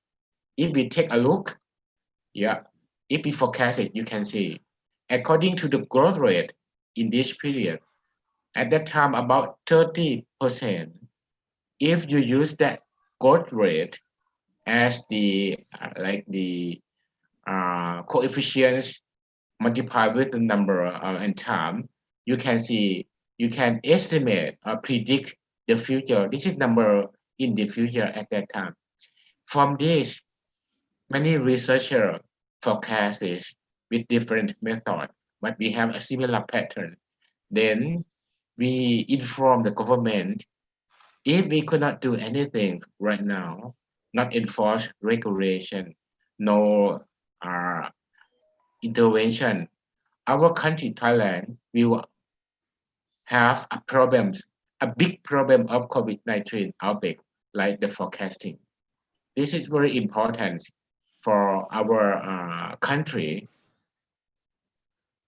And then if you take a look and back to the concept of environmental health, the concept of environmental health, we start from the source, like this. COVID-19 infected person is a source of the disease transmission. The source from the infected people can be, the disease can be transmitted by the air, as we know, aerosols, by the air, or maybe by like the you can touch by surface, and you can, if you drink it, you take a breath it will be enter to yourself, like you are the safe receptor. We can use the mental health concept, source, pathway, and receptor to prevent the spreading of COVID-19 in Thailand. This is the graph as I present before about my paper. We have daily monitorings, and then we have interventions, and we have to enforce and strengthen our intervention and ask all people to implement it. And you can see from the slope about in March, early of March, we found the trend is increasing, and then our government announced state emergencies. Oh, we have to do something, right? To announce, to give information to our people and give them awareness about this one. And then Ministry of Public Health announced that right now COVID-19 in Thailand is pandemic disease. Follow the WHO. And then Ministry of Public Health launched many programs, launched many projects to prevent the spreading of COVID-19. And also Bangkok Metropolitan Administration set regulation, because in Thailand it originated from Bangkok. We have to start from Bangkok, a capital of Thailand. And then after we announce state emergency, and then we enforce state emergency to be implemented after that. And then you can control, you can see after we have intervention, the state emergency regulations, enforcement regulation, you can see the trend of new cases decrease. This is the way how can we control, and that's from my paper. And right now, the current situation as 29th of September, you can see number of infectious cases in Thailand. Right now, we can control, and you can see the blue one. And from the red, from this period, the case of COVID-19 is only from abroad. That means we import the case, like the Thai people or the foreigner. They want to come to Thailand to visit Thailand for their business or for learning, for education. And we found a new case only from import. We didn't find any infectious case in our own country, only new case. Why? We can control this one, you can see. And in Thailand, we also use we call SEIR concept. This is my second paper. I create the modeling we call susceptible people, and then they export to infect people, right? After export, there might be infect or not. It depends on individual. It depends on each transmissions, many factors, as I mentioned you before. And then infect people, they have to go to the hospital. In some case, they pass away. And some, after they visit the hospital, okay, they can recover as normal people. Then I use this concept to create my second manuscript of COVID-19. You can see about the SEIR concept. We start from the susceptible people. They, like this guy, this man, he is very strong. The healthy people, healthy man. But whenever we have a COVID-19 infectious case, like come to Thailand or come to university, come to community, he can transmit the disease to the healthy people. And then the healthy guy, this guy, they come back, right? Come to their home, the family, they live it with his family, like Richard, wife, yep, his wife, sorry, the we have parents, 2 minutes more. yep, and some infections You go have to 5 minutes more. okay, You have 5 go, minutes. yeah, go to hospital, and then we can recovery, right? Is back to their home country, their home, their family, but the vulnerable group like the aging or baby might be like pass away in that case. This is concept. And then this is my paper. I think will be published in October already, except you can take a look later already, except from this one. Then we have the informations. We have the time series of COVID-19 in Thailand. We put many interventions you can see from this to control the spreading, control the outbreak of COVID-19. And I employ the SEIR model by using a Sterile dynamic model and then create. This is from my model, from the model and actual case. The red one is actual, but the blue one is from my model. And it's quite nice with the some error, but not much error. And this you can see the correlation with actual confirmed case and predictive model from my study. Our correlations is quite high. And this is also I employ another forecasting system like moving average, as you can see from many institutes also use moving average to predict, but only in short period of time. And from my model, susceptible exposure, infections, and recovery, you can see correlation is quite high from prediction and from actual. We have advantage. We can use the model for long-term prediction and can be used for study the scenarios by employ interventions, and we can see the consequence of the result from interventions. But this advantage is the model need the knowledge because it's quite complicated to perform. But for moving average, it's a simple one. But this advantage is you can predict only a short period of time without a scenario. And this is like in Thailand right now, we have the critical issue because our neighboring country, right in Myanmar, now we found the increasing case at the early stage of in Thailand is sharply increased. This is in Myanmar. In Myanmar, why we have to concern, we have to care Myanmar because Myanmar is our connection, our neighboring country, right? And also not only Myanmar, Laos, Vietnam, Cambodia, and Malaysia, we have to prevent the transmissions of disease from our neighboring country. Not only from our neighboring countries, also from abroad, like from Europe, from America, from South America. And then we have to prevent. Then our government need to employ intervention like state quarantine and also many options for state quarantine. If you want to come to Thailand, you can select the support from our government for the Thai people is free of charge. But if you want to stay in a hotel, 5-star hotel, you have to pay. For our country, we have the 14 days state quarantine.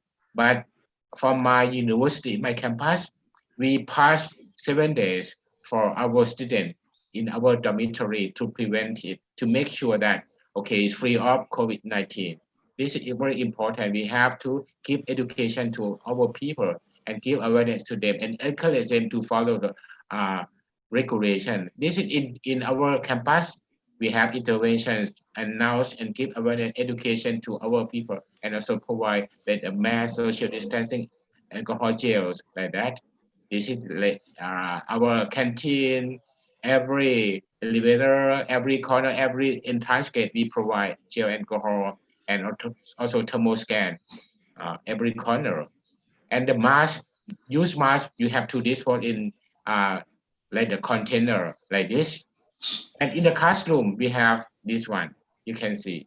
This is a case study of Thailand. and the use mask we convey to incinerator is a proper disposal and manage of infection in Thailand and in for our country, our campus.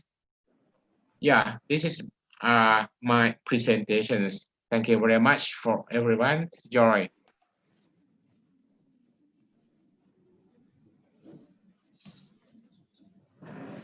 Yeah, that's all of my presentations in short period. Okay, thank you, Mr. Prof. Richard. Ya, mulai gangguan.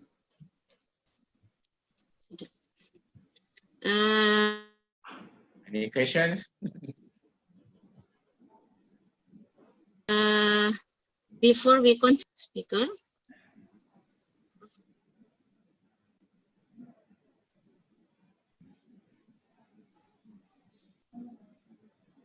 Richard, you can take a rest for a while. We will discuss. Before we, okay, I think the committee, the quiz.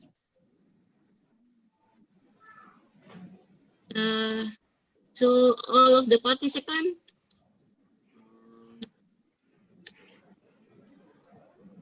Okay, you can join myquiz.com ya buat mendapatkan door prize dari panitia.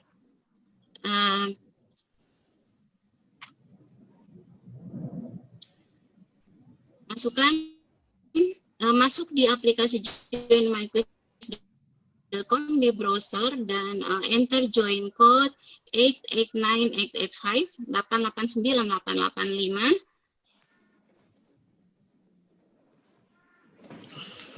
Jadi kami tunggu partisipasi dari peserta.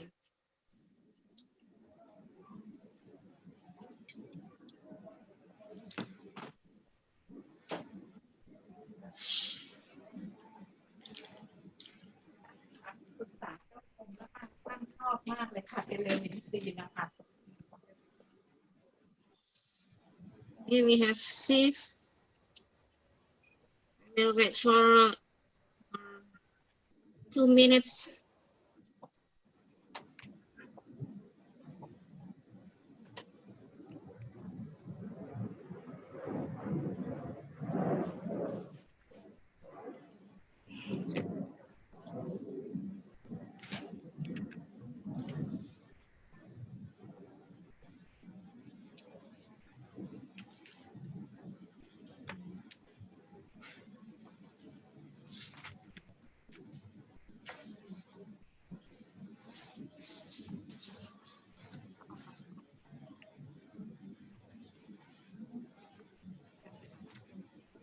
Okay, I think it's enough. Then I will start the quiz.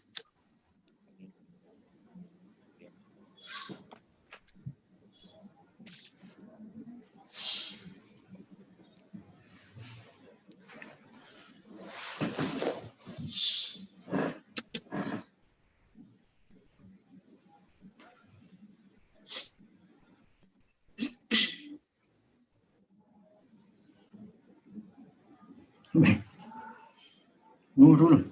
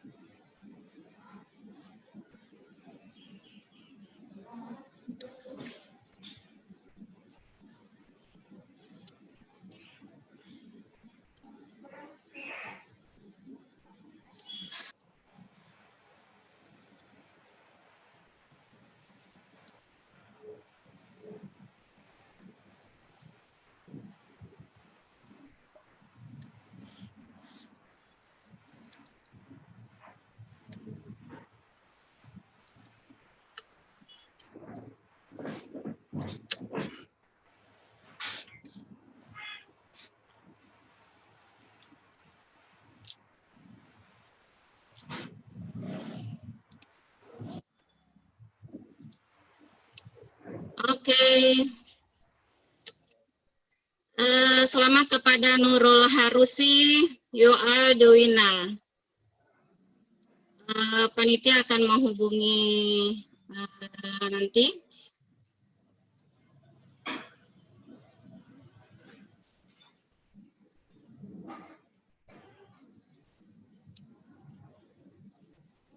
Then we will move to the next speaker, Prof. Anwar. Sebelumnya saya akan bacakan CV beliau. Beliau meraih PhD-nya from Mahidol University Bangkok, Thailand, in Sanitary Engineering and Environmental Technology. Sebelumnya, he got his bachelor in Public Health Faculty Unhas and his master in Environmental Science in Wageningen University, the Netherlands. Saat ini beliau adalah profesor di Environmental Health Department FKM Unhas. Interest research beliau adalah di permodelan kesehatan lingkungan, terutama analisis risiko. Beliau termasuk peneliti terbaik di Unhas dan 40 terbaik di Indonesia versi Kemenristek. Well, di webinar kali ini Prof. Anwar akan mempresentasikan mengenai pendekatan multi-health and environmental risk assessment dan minimalisasi penyakit berbasis lingkungan. Prof. Anwar, are you ready? Oh, I should. Yes. Okay. Yes, please. Yeah. Okay, please. Okay. Ya, Bismillahirrahmanirrahim. Assalamualaikum warahmatullahi wabarakatuh. Good morning, everybody. Yeah, hope we are all in health. Yeah, let me present my presentation today. It is about multi-health and environmental risk assessment and minimization of environmental diseases. On, please. Next.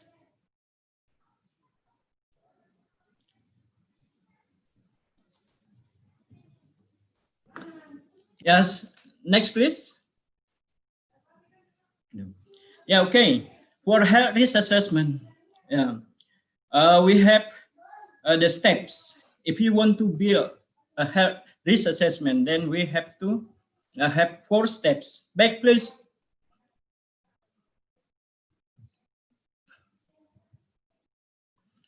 Yeah, here we should know first is health hazard. Yeah, it is identification. It is including in health identification. Hazard identification is we review the key research to identify any potential health problems. So please, if you want to do a research, you should know what's problems, where the problem comes from, when the hazard comes from. So it is clear what should we do and what should we, how should we overcome or give solution. Then to exposure, the second step is exposure assessment. We should determine the amount, the number, and duration pattern of exposure to the chemical. After that, we should calculate the dose response assessment. We assess or estimate how much of the chemical would take to cause varying degree. So usually, normally, the more of the substance, the more effect will be rise, especially to the illness. And at the last stage, we can have the risk characterization. We can assess the risk for the chemical to cause cancer or non-cancer or other illness in the general population. So it is very, very important to know these steps in order to build health risk assessment. Next.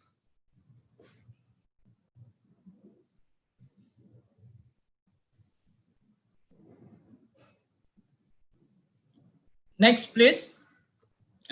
Yeah. What are, yeah, once item is in hazard identification, we should know the health hazard dose prevention. Yeah, whether it can cause fatality in short or long term. We can take example like infectious disease, whether it mostly it is short term, and carcinogenic substance, it will include in long term of effect. Then the expose the company to substantial future social and monetary liabilities. It is something like supporting for our discussion. Then whether it is cause minor effect, which could cause severe business interruption. For example, here is major food poisoning outbreak. Next, please.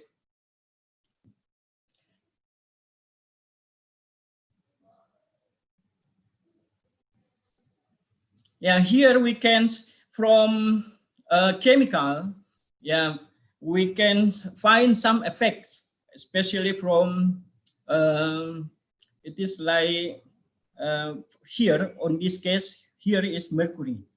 Yeah, types of effects might be acute or immediate. It is short, yeah, such lung, skin, or eye damage from corrosive liquids. Yeah, it is also one hazard. Yeah. Then acute but late onset, yeah, such as sick building syndrome. Then for chronic, here intermittent, it's my on-off repetitive strain injury, and the permanent one like chronic permanent, such as lung cancer. These are the disease that might produce from substance, chemical substance especially. Next.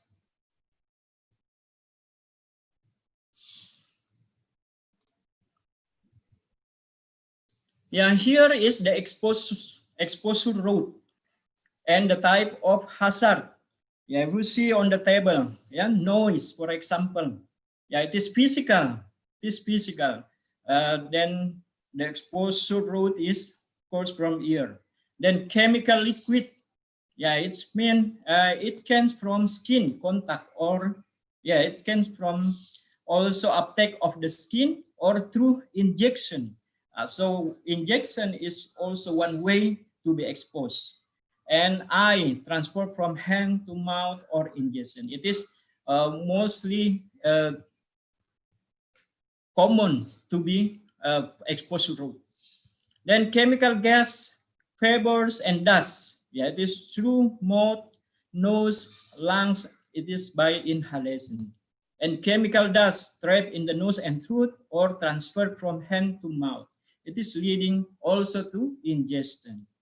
And vibration, yeah, it is physical, whole body or specific part. For example, eyes and hand. Heavy lifting or all other ergonomic hazard. Yeah, it's my produce musculoskeletal system. Yeah, this hazard and the exposure route that should be identified. Next, please.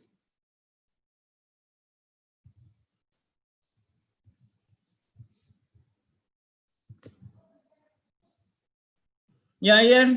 After we got the roots, then we should, in theory, we should know also the target organs, which parts of our body will be suffer, yeah, from the exposure. Yeah, like central nervous system, mostly by inhalation. Then our eye, nose, ear, mouth, lung, heart, musculoskeletal system, this anti-reproductive system. Yeah, these all the organs that might be suffer from the exposure to chemical substance. Next, please.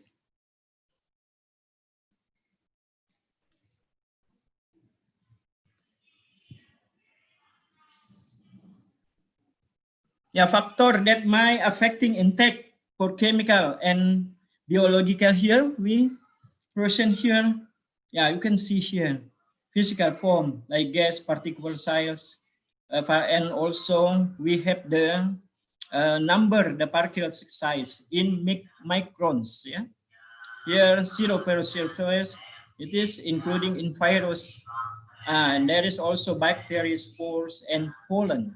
While in the marks, yeah, it can be smallpox, pneumonia, the impact, then influenza, TB, strep, anthrax, and aspergillus. Yeah, it is actually based on the diameter or the size of the particle from breathing soil. Next, please.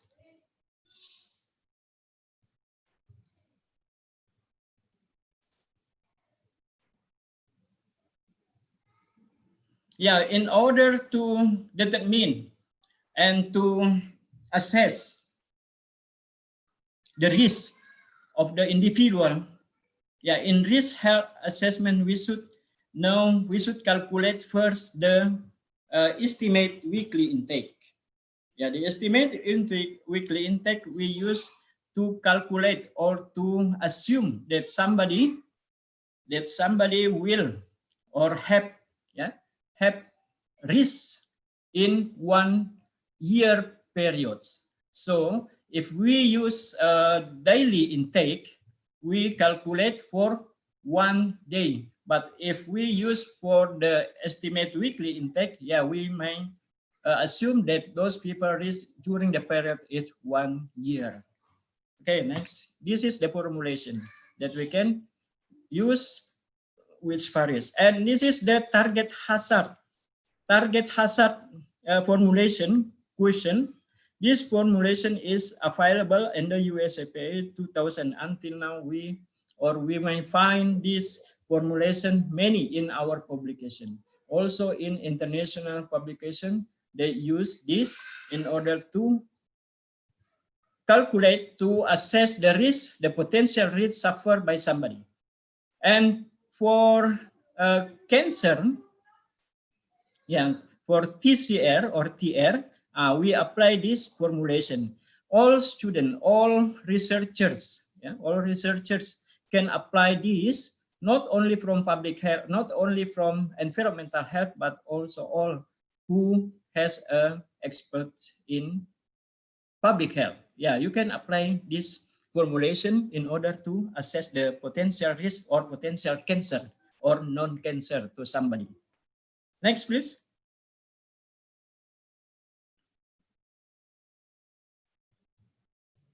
And then for the advanced, yeah, you can also calculate the risk-based food. It means that we try to assess the ingestion certain food, a certain food, after we have calculate the target hazard. Yeah, that is key. Yeah, target hazard question, and also the target cancer. Yeah, because here, yeah, it is one sample of our publication that apply target hazard risk due to the cadmium exposure by consuming aquatic biota and also food snack among school children in Talo.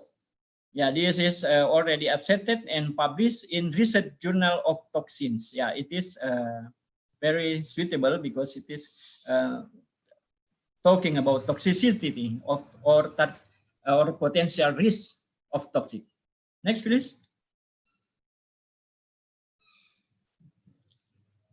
Yeah, also here we try to show to all participants mercury distribution and potential environmental and health risk. That we apply also those formulation in order to assess the risk in Buladu gold mine, yeah, where people are exposed to mercury that they use. Also the community who are living surround the site. Next.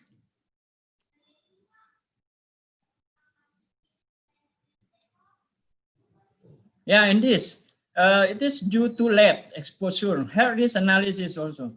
So what I mean by showing you this, I mean this tool or this formulation, this, how can I say that, this substantial tool, we can apply in our research, either for bachelor, master degree or PhD degree. If you are in PhD degree, then you can combine for all.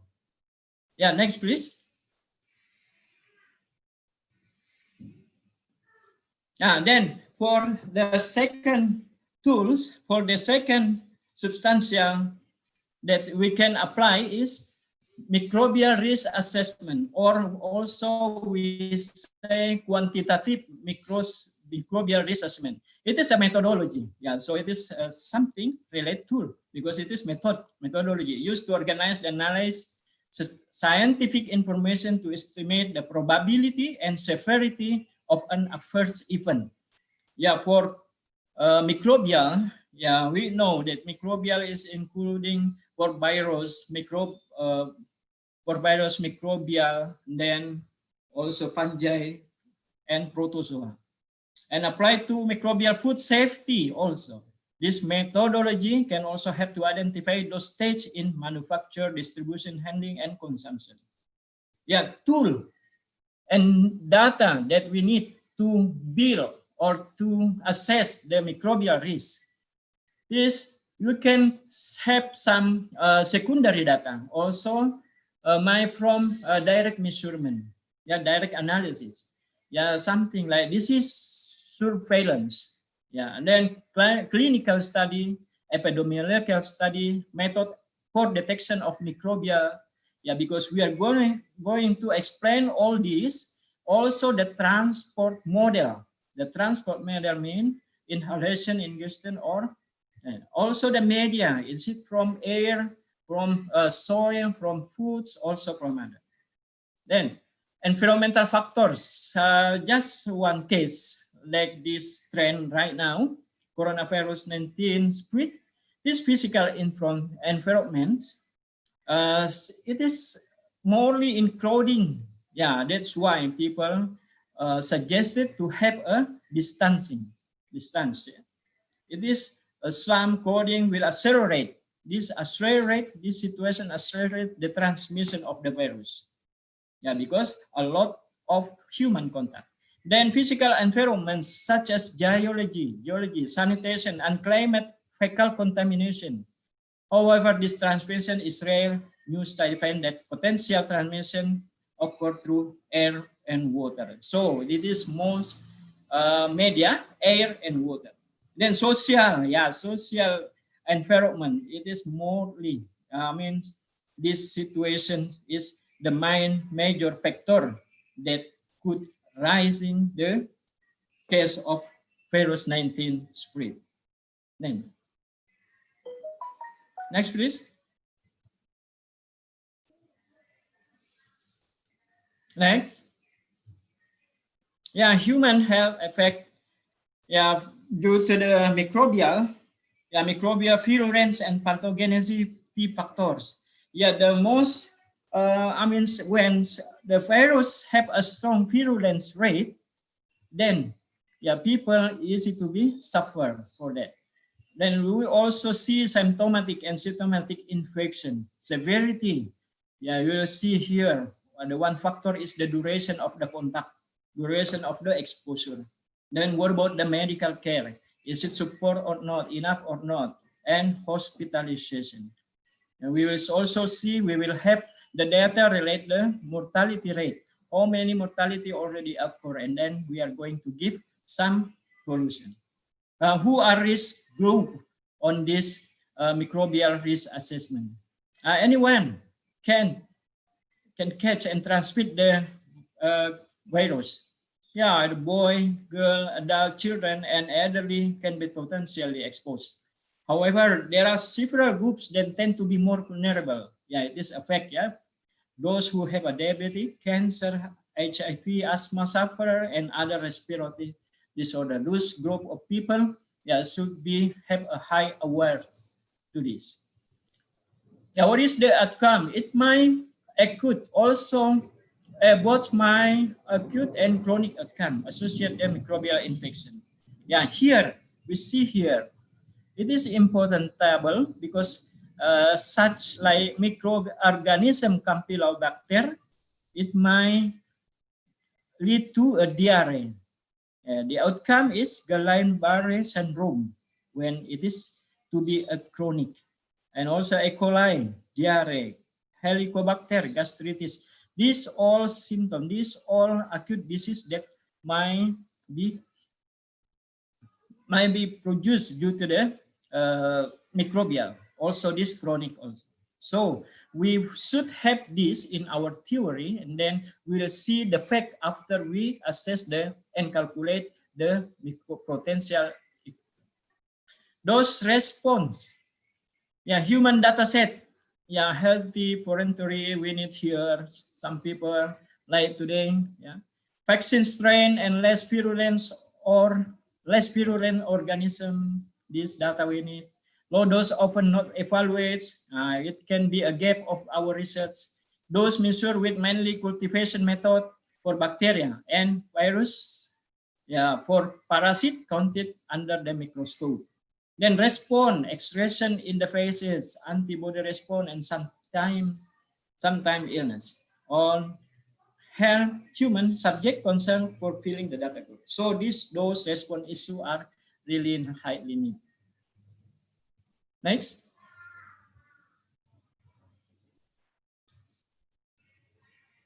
Go on, please. Good. Exposure assessment and risk characterization. Okay, it is also the last part of the microbial assessment. It is similar activity with chemical risk assessment. Exposure and level of contamination are the most important aspect for providing input to risk characterization. So expose assessment calculation first. Need better monitoring data and then better transport model. Yeah, really researchers should be valid in dating. We'll need also new method, quality, yeah, for better assessment and non-cultivated but important virus and bacteria. Also essential for good risk management decision. Yeah, because the result will be an accurate material.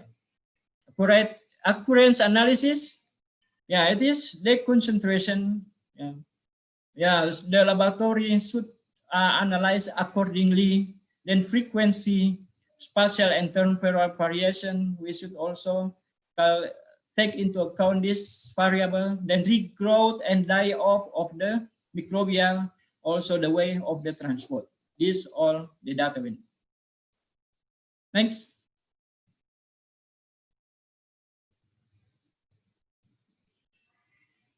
New microbial methods also to inform risk assessment during exposure assessment. Yeah, something like alternative indicator. We can compare with some method, other methods, which one is much more valid. Then pathogen monitoring. Yeah, the model of why or the way of monitoring of the pathogen. Also source tracking. Yeah, that's why we need something like prior data. Yeah, watershed assessment, flow transfer integration with water quality and dose exposure. Yeah, this also potential to be media where the microba or virus can be spread easily. Next.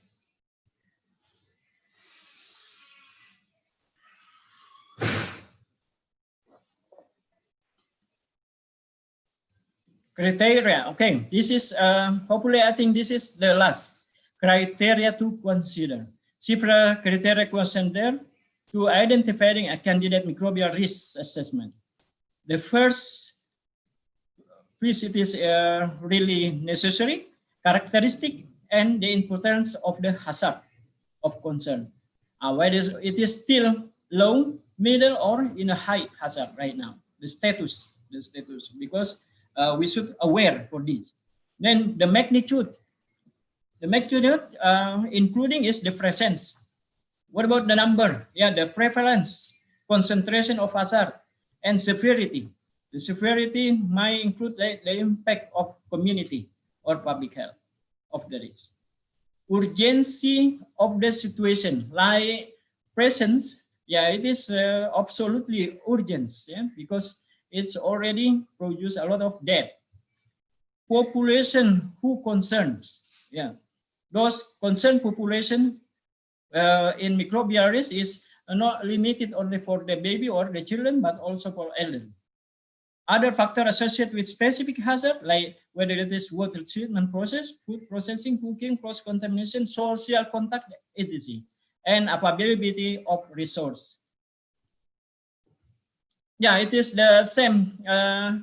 It is similar actually, the step, yeah, but the formulation that we use is different in physical or chemical and microbials. Yeah, we have some formulation also from the microbial risk assessment, yeah, from EVA and WHO that we are going to present in class or later.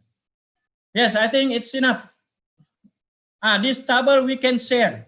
This is this table as attachment that we can share to all participants, because this is the kind of microbial, like bacteria, virus, protozoa, fungi. Then this is the kind, the genus or the specific. And then this one called how the, sorry, can I see?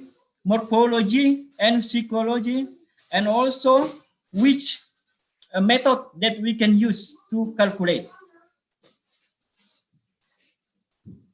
Yeah, and Hasna, I think Yes. this is enough. We can share this. We can share this to our participants so they can see which is available, the number or the alpha beta number. Please, thank you very much. Okay.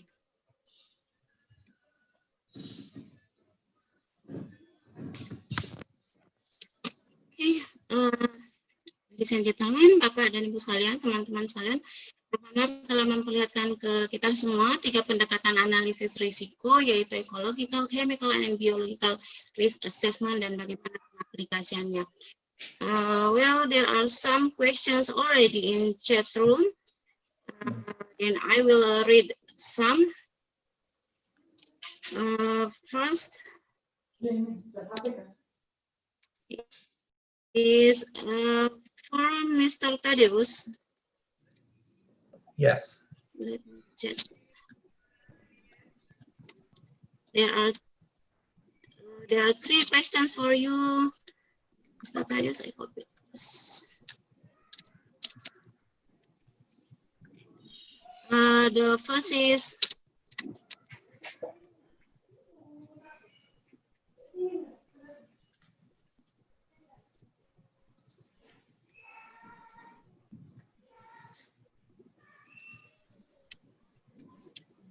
from Sulhirdan Siregar from PTK LPP Batam, Universitas International Batam. His question is, biological control is very good in reducing Aedes-borne disease, but it is still at the experimental research stage, not yet at the implementation. Jakarta is in Java.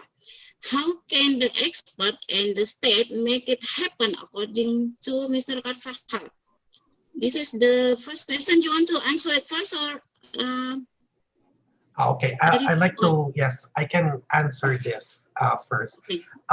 Please.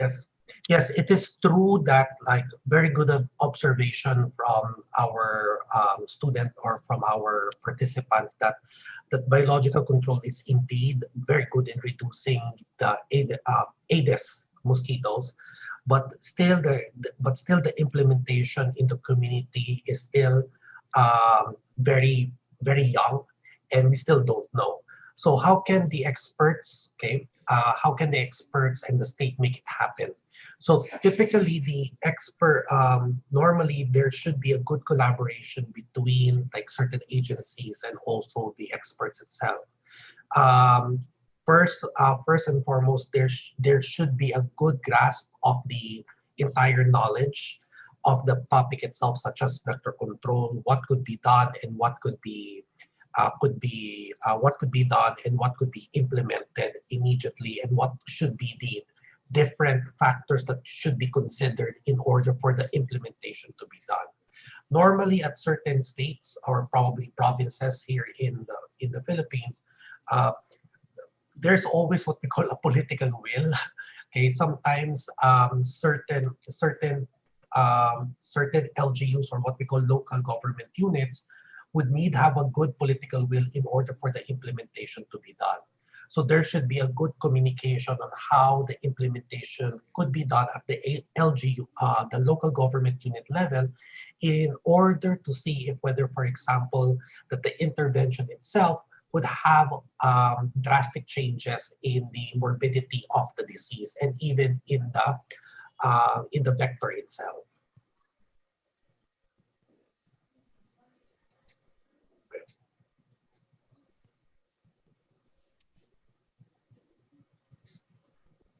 Hello. Yes. Okay. Yes. Yeah. Okay. Then the next questions is from Hasanuddin from FIM Unhas. is there any possibility when a biological approach to controlling mosquito vectors can be optimized and developed and can eliminate chemical control approach in the future, which in damage the environment in controlling mosquitoes? Do you get it? Yes, I do get it. Yes. Yes, there's a possibility, like among all of the control that I mentioned, the categories from plant predators until to the re-release methods, I believe, like for example, I believe that the re-release methods would be the one that would actually be the future for vector control.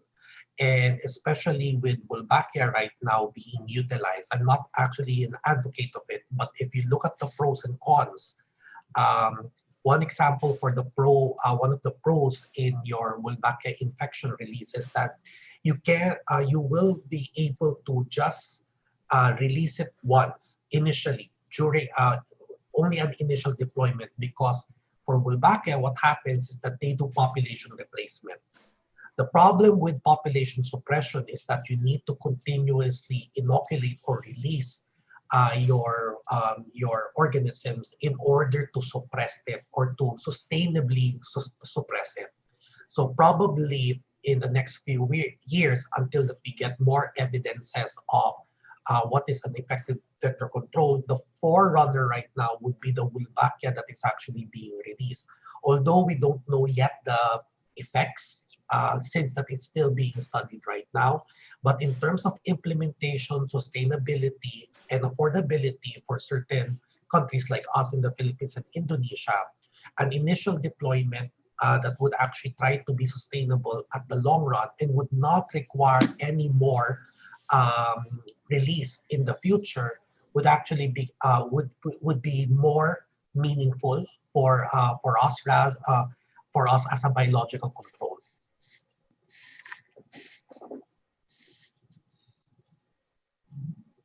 Okay, thank you, Mr. Tadis. I think that's all. Yeah, there's only two. Yeah. Then I move to Mr. Krejchat. You have some questions, Mr. Krejchat?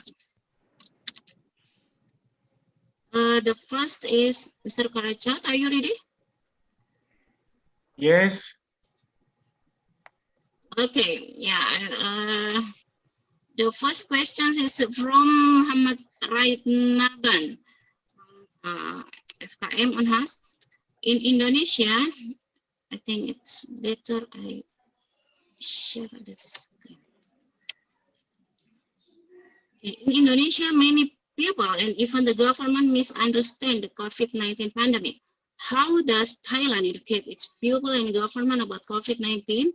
And according to the speakers, what methods will be effective for the Indonesian government and people to do? This is the first question. You want to answer it first? Yes. Okay. Okay. Yeah. Thank you very much for your questions. As you mentioned about the Indonesia cases, right? How can we prevent the spreading of COVID-19 in Indonesia?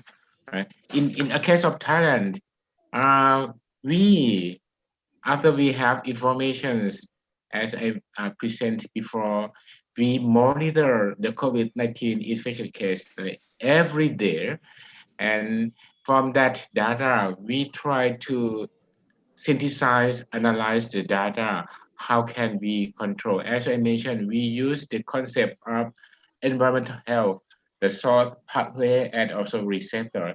And then SEIR concept model, because we know that everyone at that time are healthy, but suddenly we have an infectious case come to Thailand because the first originate in Bangkok is an import case from China. And then we don't know at that time, and then she migrate from Bangkok to other area, other cities, and then spread the disease to other people. And then we have like they spend their time in sport, indoor stadium, like Thai boxing, that is very popular. And also about the cafeteria and some cafe, and then it's easily to migrate from one to another one. And from at that time, if we cannot do anything, as I mentioned, we predicted is sharply increased as the growth rate about 30%. Then we got information and then inform our government and launched a project about the emergency state of our country and enforce everyone, every organization to understand this issue and enforce the regulations. And one thing about education, since we have information, our government from under the control of Ministry of Public Health, we provide information every day and about the situations and how can we protect this one. One important thing in Thailand, since our health system is quite good in every level, right? In central level, government level, to provincial level, district level, and finally to community level and the family level. This also important. In Thailand, we call health volunteer. Every village, every community, we have health volunteer. They can distribute their knowledge and share information to villagers, to everyone in their responsible area in the communities. And then we need the partnership among them. In addition, local authorized, like local municipality also support equipment, the tools. They provide the mask, they provide the proper suit for our volunteer to take a sample from the COVID-19 case. And also many things like I will talk about my university, like my campus, my faculty. We have our own hospital. At that time, also very critical for our faculty. How can we respond for COVID-19 case if the cases come to our hospital, come to our campus? We found at that time about 12 cases in our hospital. We need to separate the screening process outside from hospital. We separate it. We provide negative pressure room to screen our newcomings cases that we cannot identify who are there. And then we have our own laboratory to investigate, examine the COVID-19. This is also important.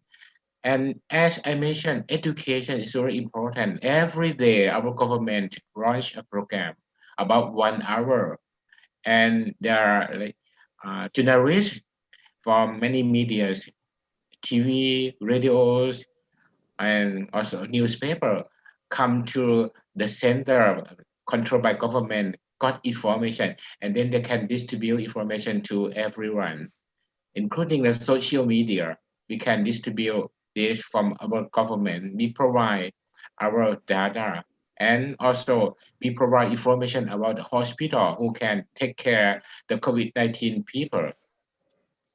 This is a case in Thailand. How can we educate? Starting from the policy from the government, and distribute the policy from central government to provincial level, to district level, and finally to community level. This is very important. And as I mentioned you about my presentation, at that time, everyone in Thailand, if you want to go to outside from your home, you have to wear the mask to prevent yourself, to protect yourself and prevent the disease from outside to your body, right? And you can come back to your home and you want to prevent for your beloved family members, you have to take a shower immediately. Right? This is example. The personnel take care, personnel hygiene. That's also very important.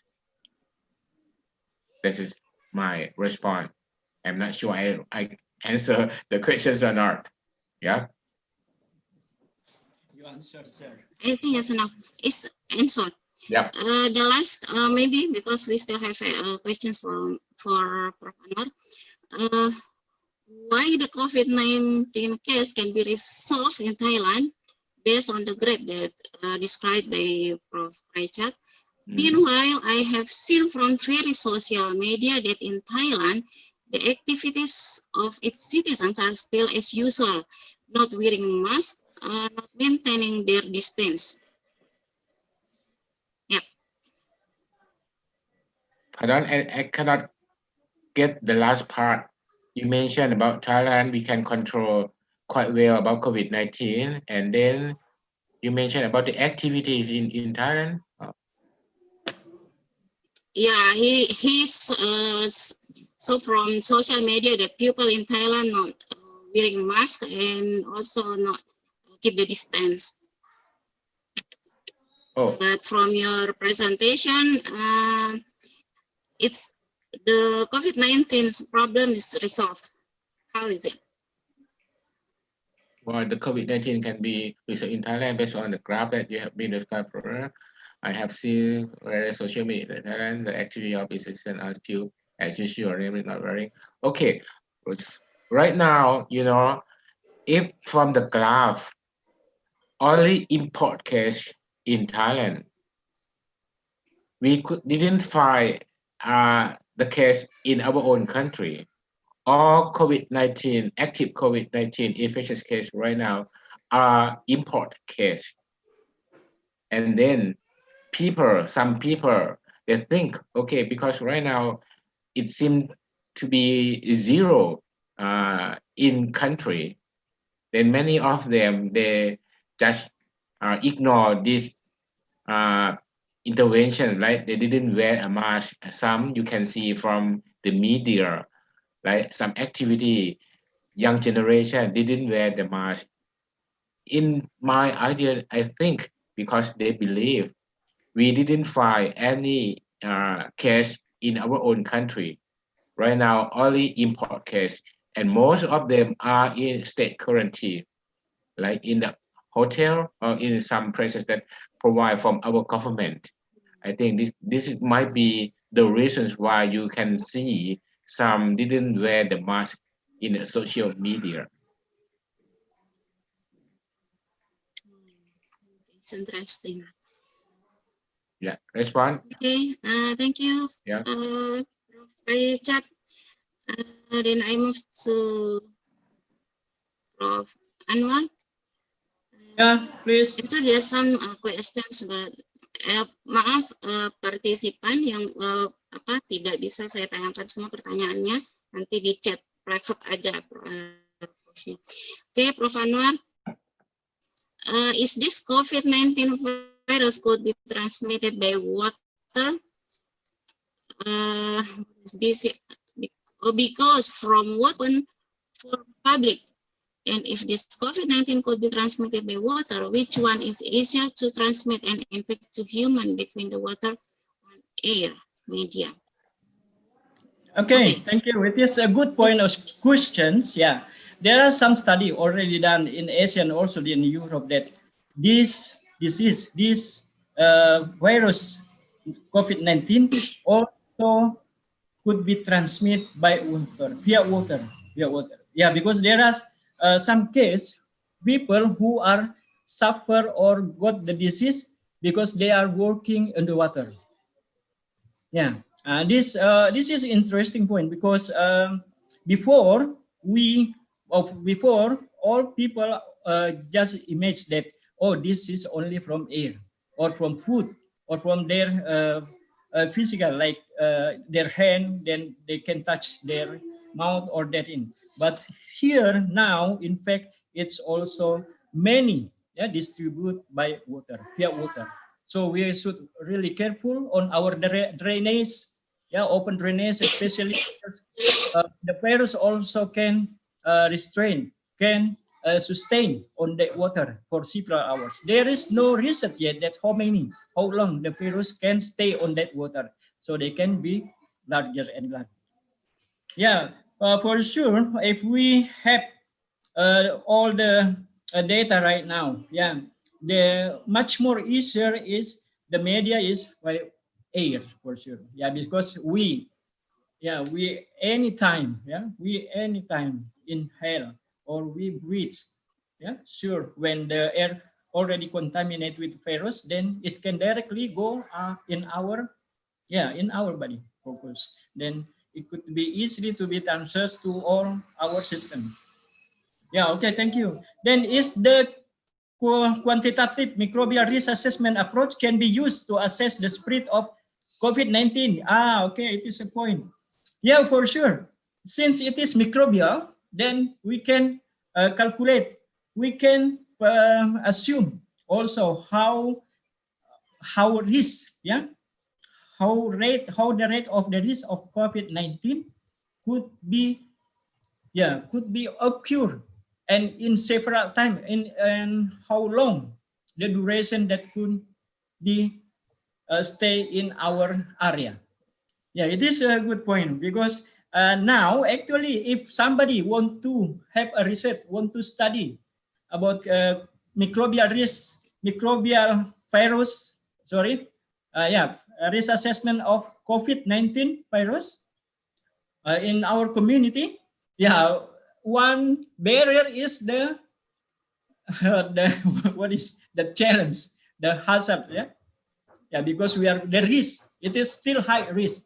If we use secondary data, it is possible, of course, because on the public hospital, or in medical departments, the data already available. So we can get all the data and then put on formulation. We miss one value that we have. We should have the value one is alpha beta value. From the formulation, it is like constant value. This value should we have from the EPA or IRIS EPA. So please find what is the alpha beta number of coronary virus. If it is available, then we can apply directly. Okay, thank you. Very good question. Okay, that's our webinar today. Thank you. I would like to thank all of the speakers who has broadened our knowledge in environmental health, Mr. Thaddeus, Prof. Richard, and Prof. Anwar. Semoga bermanfaat buat semua peserta. And terima kasih pula kepada semua yang telah mengikuti webinar kali ini. Semoga selalu sehat, tetap jaga diri, jaga jarak, jaga stamina, pakai masker. Jangan pergi dulu, masih ada kuis. Panitia silahkan kuisnya untuk peserta. Kuis.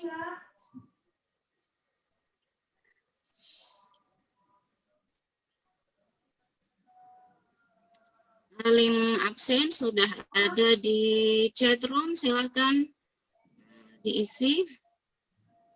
Oke, sudah ada kuisnya, silahkan masuk lagi ke joinmyquiz.com dan enter join code 4680884. 4680884.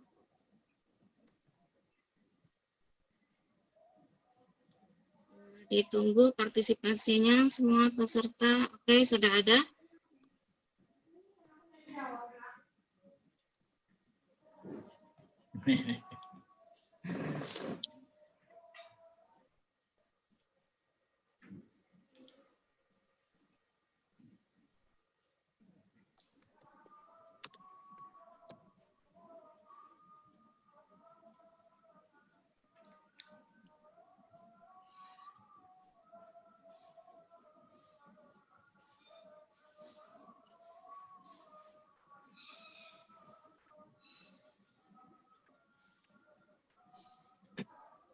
Oke, bisa di start mungkin panitia.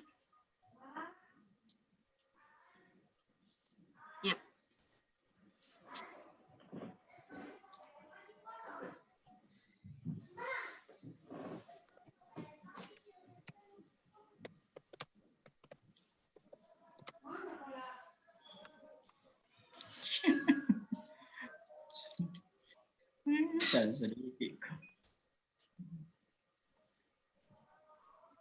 Okay, there are 47, 48 players. Just take the show only top 5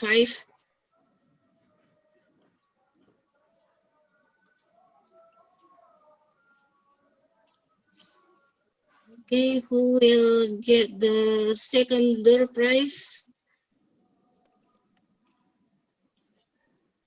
Okay, pokoknya masih nambah terus 57.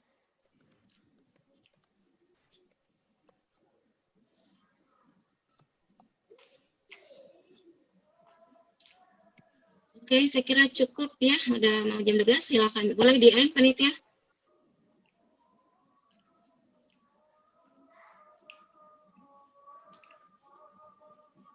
Panitia, end.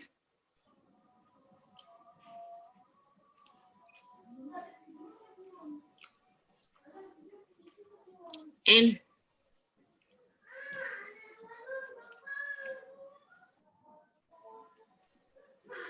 Di end saja, panitia, sudah cukup waktunya.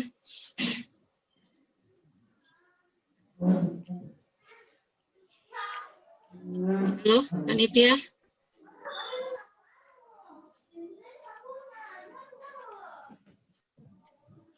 Okay, and okay, then I think we got the winner. Selamat kepada Fendi SKM. The other prize will be sent by the committee after the event. Okay, terima kasih semua atas partisipasinya. Assalamualaikum warahmatullahi wabarakatuh. Saya serahkan kembali ke Prof. Tadius, Prof. Richard, very nice to meet, very nice to share. Tadius, Prof. Richard. See you again. Yeah, thank you very much for inviting me. Yeah, Hope to see you. Yeah. Thank you very much, Terima everyone. Have a kasih. good day. You're welcome, you're welcome. Thank you, Mr. Tadius. Yes. We'll meet other seminar, other conference. Yes, Okay. Other time. Okay. I'm looking forward to that. Thank you. All right, thank you. We are welcome also. This is the international webinar series on environmental health with the theme Environmental Health Emerging Disease that taken place today on Wednesday, September 30, 2020. Thank you for all of the great speakers today and also our moderator. Thank you for the participant and support of all participants who already attend from the first series webinar to the third series webinar today. Thanks for your attention. And before the event today is over, please allow me to reciting the kafaratul majelis doa. Subhanakallahumma wa bihamdik asyhadu an la ilaha illa anta astaghfiruka wa atubu ilaik. Wabillahi taufiq wal hidayah. Wassalamualaikum warahmatullahi wabarakatuh and good afternoon. Alhamdulillah.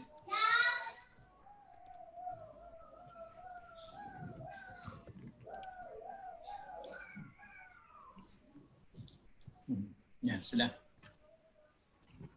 So, Prof. Richard, we will have much more contact. Yes, sure. Yes, sure. Yeah. Just let me know. I'm looking forward to seeing you and your colleagues and your student. Okay, we will prepare. We will Yep. prepare for a class